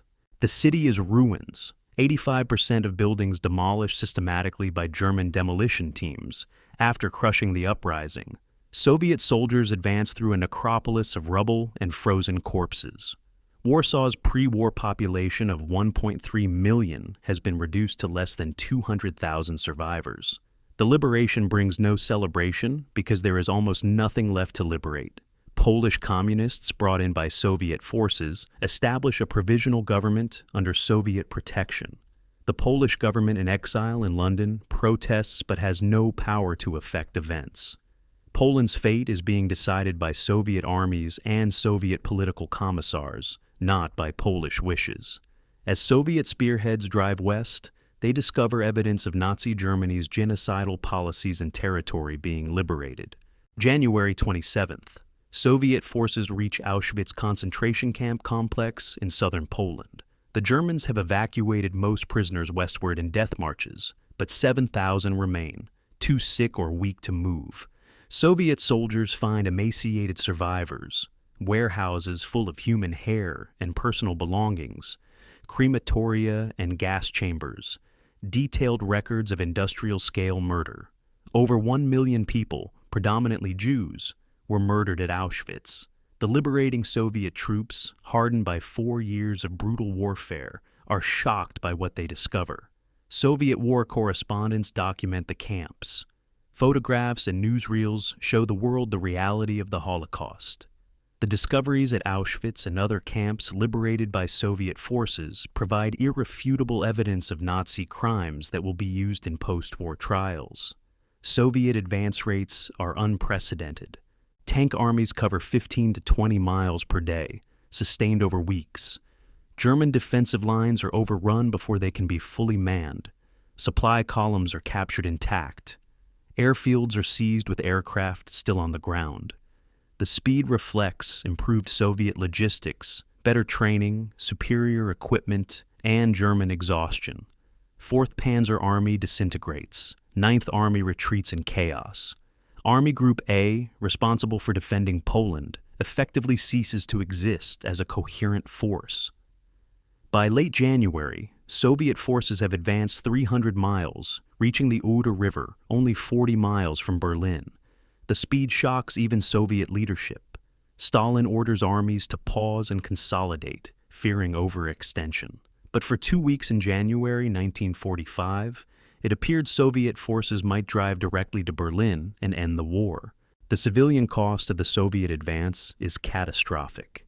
German civilians in East Prussia, Pomerania, and Silesia flee westward ahead of Soviet armies, driven by propaganda warnings of Soviet revenge and by accurate reports of atrocities. 2 to 3 million German civilians take to the roads in winter, creating refugee columns that stretch for miles. They travel by wagon, on foot, carrying what possessions they can. Soviet forces overtake many columns. Atrocities occur. Massacres of civilians, mass rape of women, looting and destruction of property. Soviet soldiers, after 4 years of German brutality in their homeland, seek revenge. Officers sometimes stop atrocities, sometimes participate, sometimes look away. The scale of sexual violence is vast. Estimates range from hundreds of thousands to 2 million German women raped by Soviet soldiers. The crimes create lasting trauma and fuel German narratives of Soviet barbarism for generations. January 30th, the Wilhelm Gustloff, a German cruise ship converted to refugee transport, departs Gdynia in Poland, carrying over 10,000 refugees and wounded soldiers, fleeing by sea to escape the Soviet advance. Soviet submarine S-13 torpedoes the ship in the Baltic. The Wilhelm Gustloff sinks in 45 minutes in freezing water. Over 9,000 people drown, 6 times the death toll of the Titanic. It is the deadliest maritime disaster in history. Most victims are civilians, many children. The sinking receives little attention during the war and remains obscure afterward, overshadowed by other tragedies. But it represents the fate awaiting German civilians caught by the Soviet advance. Death by freezing, drowning, shooting, or in camps where conditions will kill many prisoners. Soviet forces reach the Oder River and establish bridgeheads on the western bank by February 1st. Zhukov's forces hold positions at Kustrin, 40 miles from Berlin. To the south, 1st Ukrainian Front under Marshal Ivan Konev reaches the Oder near Breslau. German defenses stiffen along the Oder, reinforced by divisions transferred from the west. Hitler orders every city to fight as a fortress. Königsberg in East Prussia, Breslau in Silesia, and other cities are designated fortresses to be held to the last man. The fortress strategy is militarily senseless. Isolated garrisons cannot affect the war's outcome, and surrender would save tens of thousands of lives. But Hitler's ideology demands fanatical resistance. Cities are besieged for months. Königsberg holds until April 9th, Breslau until May 6th, surrendering only after Germany itself has capitulated. The sieges kill thousands of defenders and civilians while accomplishing nothing except delaying the inevitable. The Vistula-Oder offensive captures the world's attention because it brings Soviet forces to Germany's doorstep. Western Allied advances, stalled in the Ardennes and only beginning to cross the Rhine, lag behind Soviet progress. Churchill and Roosevelt, meeting at Yalta in February, negotiate with Stalin from a position of weakness. Soviet forces are closer to Berlin than Western forces. Soviet armies have liberated most of Eastern Europe. Stalin's negotiating position is backed by military facts. The agreements reached at Yalta, dividing Germany into occupation zones, accepting Soviet dominance in Eastern Europe, demanding unconditional German surrender, reflect the military situation. Stalin promises free elections in Poland, a promise he has no intention of keeping. Western leaders accept these promises because they lack leverage to enforce anything else. The offensive demonstrates Soviet military power at its peak. Coordination between 6 fronts advancing simultaneously, logistics supporting operations across 300 miles of advance, artillery providing suppressive fires that neutralize German defenses, armor exploiting breakthroughs with speed that prevents German recovery. All indicate an army that has mastered modern warfare. Soviet casualties are approximately 150,000 killed and 400,000 wounded. Heavy by Western standards, but acceptable by Soviet calculations given the strategic gains. German casualties approach 500,000 killed, captured, or wounded. Irreplaceable losses that gut the Wehrmacht's remaining strength in the east. The force ratio is shifting decisively. Soviet numerical and material superiority is overwhelming German tactical skill. By mid-February, Soviet forces pause on the Oder to consolidate gains and prepare for the final assault on Berlin. The pause is necessary. Supply lines are stretched, units are exhausted. Flanks in Pomerania and East Prussia need to be secured before driving on Berlin. But the pause also reflects political calculation. Stalin wants to ensure Soviet forces liberate Berlin and control Germany's capital. He worries that Western allies might race for Berlin. He needn't. Eisenhower, commanding Western Allied forces, decides to let Soviets take Berlin, seeing no strategic benefit in competing for a capital that will cost tens of thousands of casualties to capture. The Western Allies will advance into southern Germany and Czechoslovakia, leaving Berlin to the Soviets. This decision, militarily sound, has political consequences that will shape the Cold War. Berlin will become a divided city in a divided Germany in a divided Europe. April 16th, 1945, 3 o'clock in the morning. 9,000 Soviet artillery pieces and mortars begin firing on German positions along the Seelow Heights, the last major defensive position protecting Berlin. The bombardment is so intense that flash photography would be redundant. The muzzle flashes from thousands of guns light the battlefield brighter than daylight. Zhukov, commanding 1st Belarusian Front, has ordered searchlights aimed at German positions to blind defenders and illuminate the battlefield for attacking Soviet forces. The tactic backfires. The lights reflect off smoke and dust from the bombardment, blinding Soviet attackers instead. Regardless, at 6 o'clock, Soviet infantry and tanks advance toward the heights. 2.5 million Soviet troops, 6,250 tanks, 7,500 aircraft are committed to the final offensive. Facing them, less than 1 million German defenders, including Volkssturm militia, old men and boys drafted in desperation, armed with obsolete rifles and single-shot Panzerfaust anti-tank weapons. The Battle of Seelow Heights becomes unexpectedly costly. German 9th Army, commanded by General Theodor Busse, has prepared defenses in depth along the heights. Artillery is pre-sighted on likely Soviet approach routes. Anti-tank guns are positioned in depth. When Soviet armor attacks, German defenders destroy tanks methodically. The 8th Guards Army advances, but takes heavy casualties. By evening, Soviet forces have penetrated only a few miles into German defenses. Zhukov, frustrated by the slow progress, commits his reserve tank armies, 1st and 2nd Guards tank armies on the first day rather than waiting for infantry to clear the heights. The result is traffic jams, as tanks, infantry, and artillery compete for limited roads. German artillery shells the congestion, causing casualties.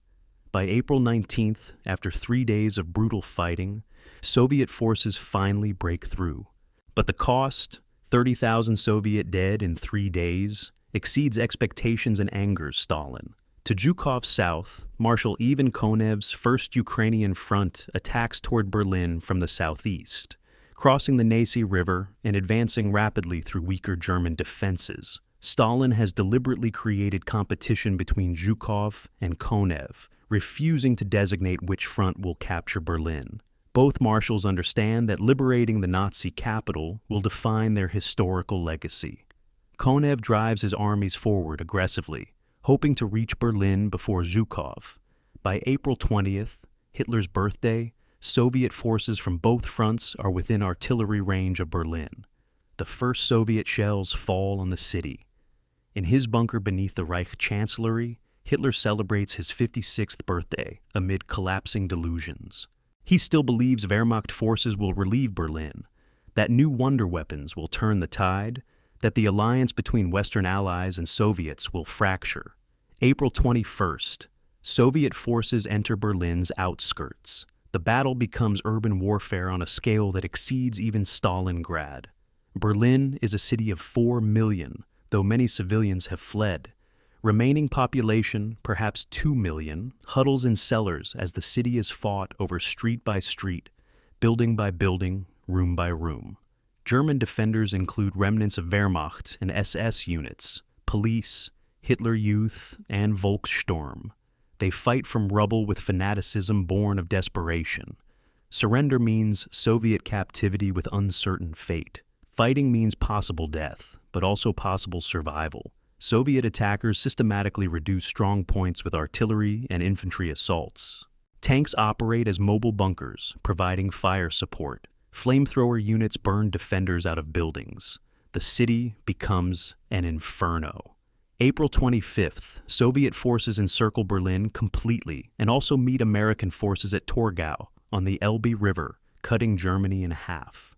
The Berlin garrison is trapped, approximately 300,000 defenders, mostly Volkssturm and Hitler Youth, mixed with remaining Wehrmacht and SS units. Hitler remains in his bunker, issuing orders to armies that no longer exist, moving divisions on maps that have no correspondence to reality.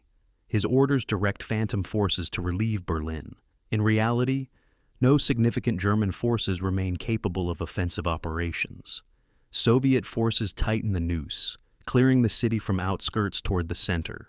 Every street is contested, subway tunnels become battlefields, parks become artillery positions. Civilians caught between the armies shelter in basements, emerging to scavenge food and water when fighting briefly pauses. April 30th, 3:30 in the afternoon. Adolf Hitler commits suicide in his bunker, shooting himself while simultaneously biting a cyanide capsule. Eva Braun, whom he married the previous day, takes cyanide. Their bodies are carried up to the Chancellery Garden by aides and burned with gasoline in a shell crater. Soviet forces are blocks away. That evening, General Helmuth Weidling, commander of Berlin's defense, prepares to surrender, but is told by Goebbels that Hitler is alive and relief is imminent. Both lies. May 1st, Goebbels and his wife murder their 6 children, then commit suicide.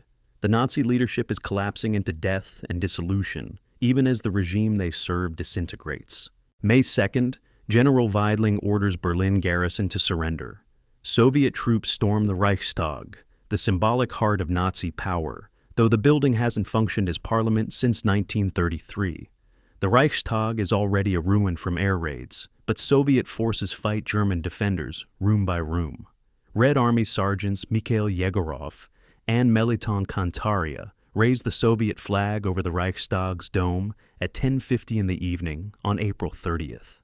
The iconic photograph was actually staged on May 2nd. Photographers missed the actual flag raising, but the image becomes one of the war's most famous. The red banner over the Reichstag symbolizes Soviet victory over Nazi Germany, the end of the war in Europe, the culmination of 4 years of the most destructive conflict in human history. The human cost of Berlin's conquest is catastrophic for both attackers and defenders. Soviet casualties: 81,000 killed, 280,000 wounded. Casualties that exceed Western Allied losses from D-Day through VE Day in almost 11 months of fighting. German military casualties: approximately 150,000 killed or wounded, 134,000 captured. Civilian casualties: at least 125,000 dead, though exact numbers are impossible to determine. Sexual violence against German women by Soviet soldiers occurs on massive scale. Estimates range from 100,000 to 2 million rapes. The crimes are driven by revenge for German atrocities in the Soviet Union, encouraged by alcohol, and enabled by breakdown of discipline. Soviet military leadership's response varies. Some commanders punish rapists, others ignore the crimes, some participate.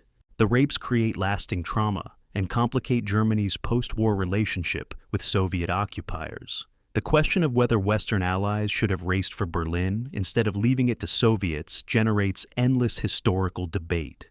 Militarily, Eisenhower's decision was sound. Berlin would cost tens of thousands of American and British casualties to capture, and would end up in the Soviet occupation zone anyway, according to agreements at Yalta. Politically, allowing Soviets to take Berlin at enormous cost while Western forces advanced through less defended territory made sense. But the decision also ensured Soviet control of Germany's capital and strengthened Stalin's position in post-war negotiations. Western forces that halted at the Elbe could have reached Berlin before or simultaneously with Soviet forces. Whether this would have changed post-war political arrangements is unknowable. Stalin was determined to control Eastern Europe regardless of who captured Berlin. The Cold War's origins lie in deeper conflicts than who raised their flag over the Reichstag. May 8, 1945, Field Marshal Wilhelm Keitel signs Germany's unconditional surrender at Soviet headquarters in Karlshorst, Berlin. The ceremony occurs just after midnight, technically May 9th in Moscow time, ensuring the Soviet Union celebrates Victory Day on May 9th rather than May 8th. The war in Europe is over. The Third Reich that Hitler proclaimed would last 1,000 years has lasted 12 years and brought death to tens of millions. The Eastern Front, where the vast majority of European combat occurred, has consumed 4 years and generated casualties that dwarf all other theaters. Germany is occupied, divided, destroyed. Berlin is rubble. The Nazi leadership is dead or will be tried at Nuremberg.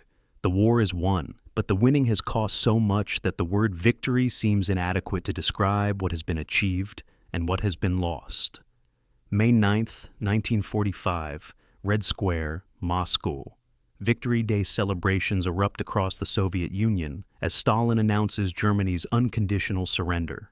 Citizens dance in the streets, soldiers embrace, fireworks light the night sky. The war is over. The Soviet Union has survived. Yet, amid celebration, grief is inescapable. Every family has lost someone: father, son, brother, husband. Whole villages in Western Russia and Ukraine have been erased. Cities are ruins. Factories are destroyed. Farmland is mined and cratered. The victory is real, but the cost is beyond calculation. The Soviet people, who bore the war's heaviest burden, now face the burden of reconstruction, while mourning losses so vast that accurate counting will take decades. In the moment, they celebrate survival. Later will come the reckoning of what survival cost. June 24th, 1945, Moscow. The Soviet victory parade proceeds through Red Square. 200 marshals, generals, and admirals lead columns of soldiers representing every front, every branch of service. Captured Nazi banners are thrown down before Lenin's mausoleum in a symbolic gesture of triumph over fascism. Stalin watches from atop the mausoleum, accepting the adulation. Marshal Zhukov rides a white horse, reviewing the troops.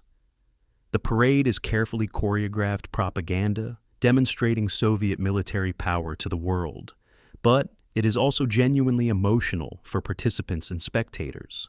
These soldiers defeated Nazi Germany. They survived when survival seemed impossible. Their victory is unambiguous, yet shadows haunt the celebration. Millions of soldiers will not return home. Millions of civilians will never be found. The victory parade honors the living while the dead remain uncounted. Summer 1945, across the liberated territories. Survivors return to find their homes destroyed. A veteran comes back to his village and discovers it no longer exists. Buildings burned, population dead or deported. A woman searches Stalingrad's ruins for her family and finds only graves. A child orphaned by the war lives in a camp with thousands of other orphans.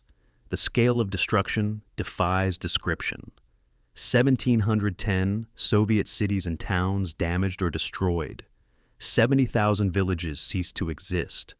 32,000 industrial enterprises demolished. Agricultural production at 60% of pre-war levels. Housing stock reduced by 25%. Infrastructure, roads, bridges, railways, systematically destroyed by both German retreats and Soviet scorched earth. The Soviet Union has won the war, but the victory has brought it to the edge of collapse. The death toll remains contested 7 decades later because accurate records don't exist for many categories of victims. Soviet military deaths, 8.6 to 10 million, depending on whether missing and died in captivity are included. Soviet civilian deaths, 15 to 17 million, killed by German occupation, starvation, disease, bombing, reprisals. Total Soviet deaths, approximately 27 million people, 14% of the pre-war population. Some regions lost 25% of their population. Belarusia lost 1 in 4 citizens. Ukraine lost between 5 and 8 million. The numbers are so large they lose meaning. 27 million lives, 27 million families destroyed, 27 million futures erased. No monument can honor them adequately because their scale exceeds human ability to comprehend loss. German deaths on the Eastern Front are also vast, but more concentrated among military personnel. German military deaths in the East, 4 to 5 million. 80% of all German military casualties occurred on the Eastern Front. German civilian deaths in the East, approximately 2 million, mostly during the final Soviet offensive and occupation. The disparity between Soviet civilian and German civilian deaths reflects the nature of the war. Germany invaded the Soviet Union with genocidal intent, planning to eliminate populations and colonize territory. The Soviet Union invaded Germany seeking military victory and revenge, but not systematic genocide. German civilians suffered terribly, especially during the final months, but suffered from military operations and individual atrocities rather than state-organized extermination.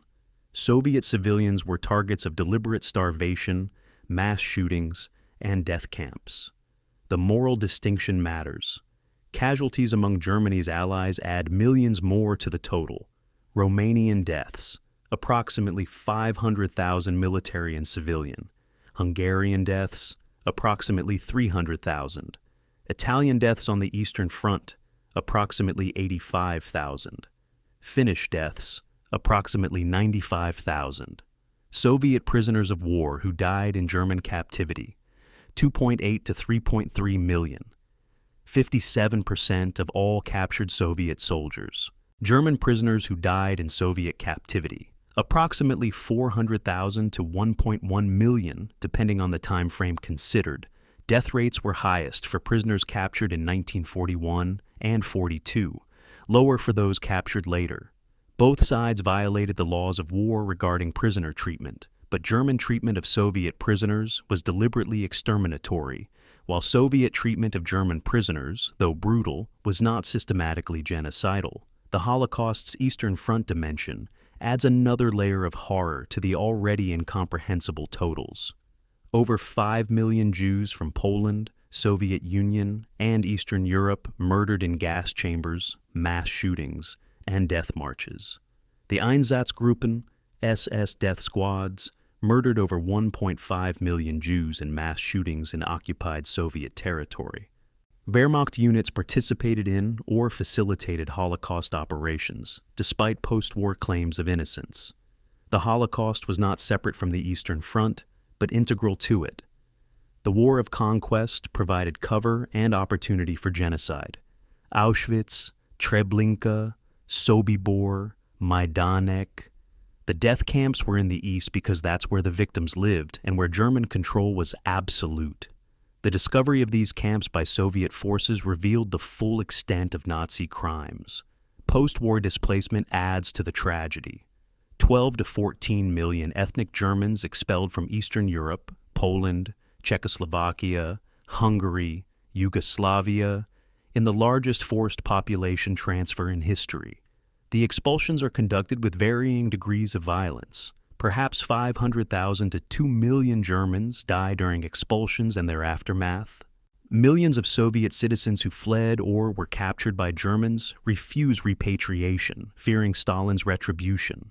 Soviet authorities demand their return. Western allies, respecting agreements made at Yalta, forcibly repatriate many.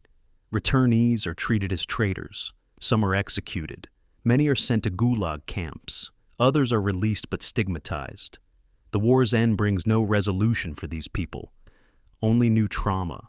The demographic catastrophe's long-term effects shape Soviet society for generations. The Soviet Union's male population aged 20 to 49 is reduced by 30 to 35%. In some regions, entire generations of young men are gone. Women outnumber men significantly, affecting marriage rates, birth rates, and family structures. Orphanages overflow with war orphans. Disabled veterans, numbering in the millions, require care the Soviet state struggles to provide. Psychological trauma, what would later be called post-traumatic stress disorder, affects millions but goes largely untreated. Soviet culture emphasizes endurance and collective sacrifice over individual psychological needs. Veterans are expected to return to normal life, rebuild, and not complain.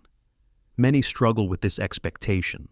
The economic devastation requires decades to repair.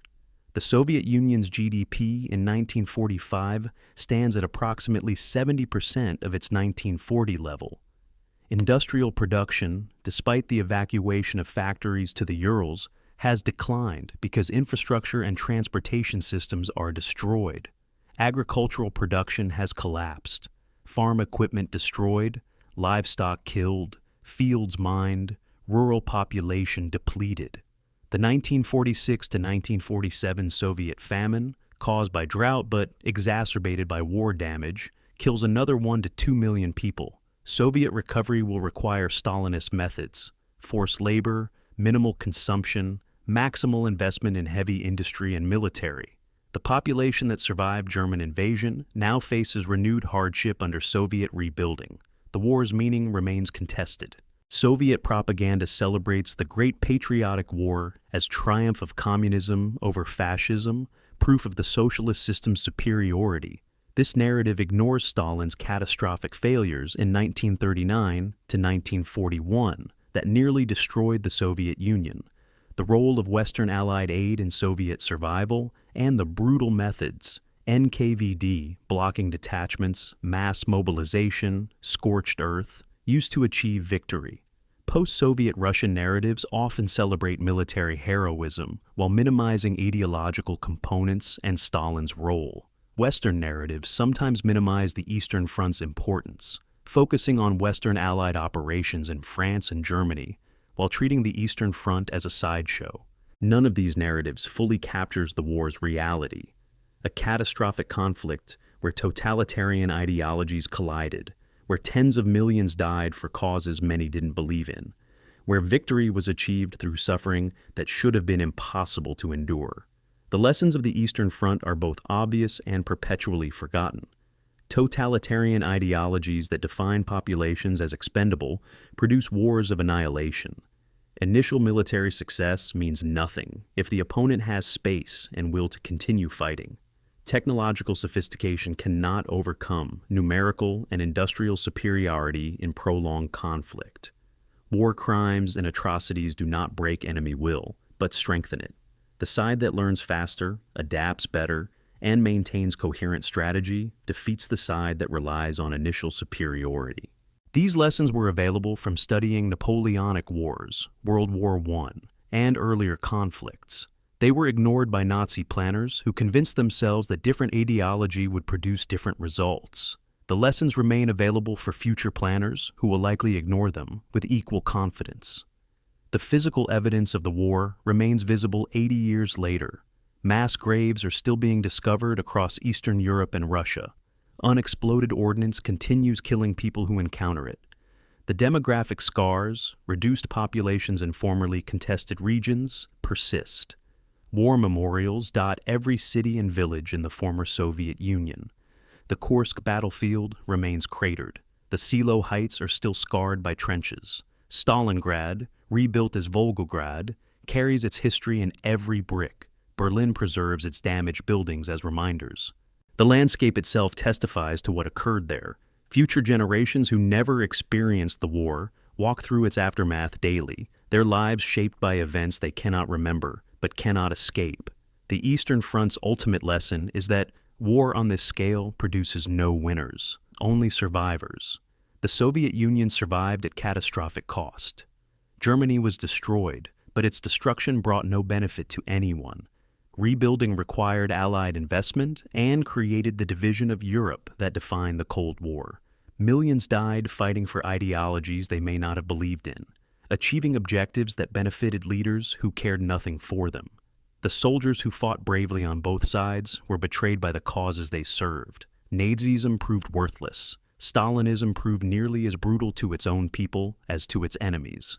The civilians who suffered had no choice in any of it. They died in sieges, bombings, reprisals, and camps, because geography placed them in the path of advancing armies driven by ideologies that viewed human beings as raw material for historical destiny. This is the truth the Eastern Front teaches. Totalitarian wars fought for absolute objectives consume everything and everyone they touch, leaving behind only corpses, ruins, and questions without satisfying answers.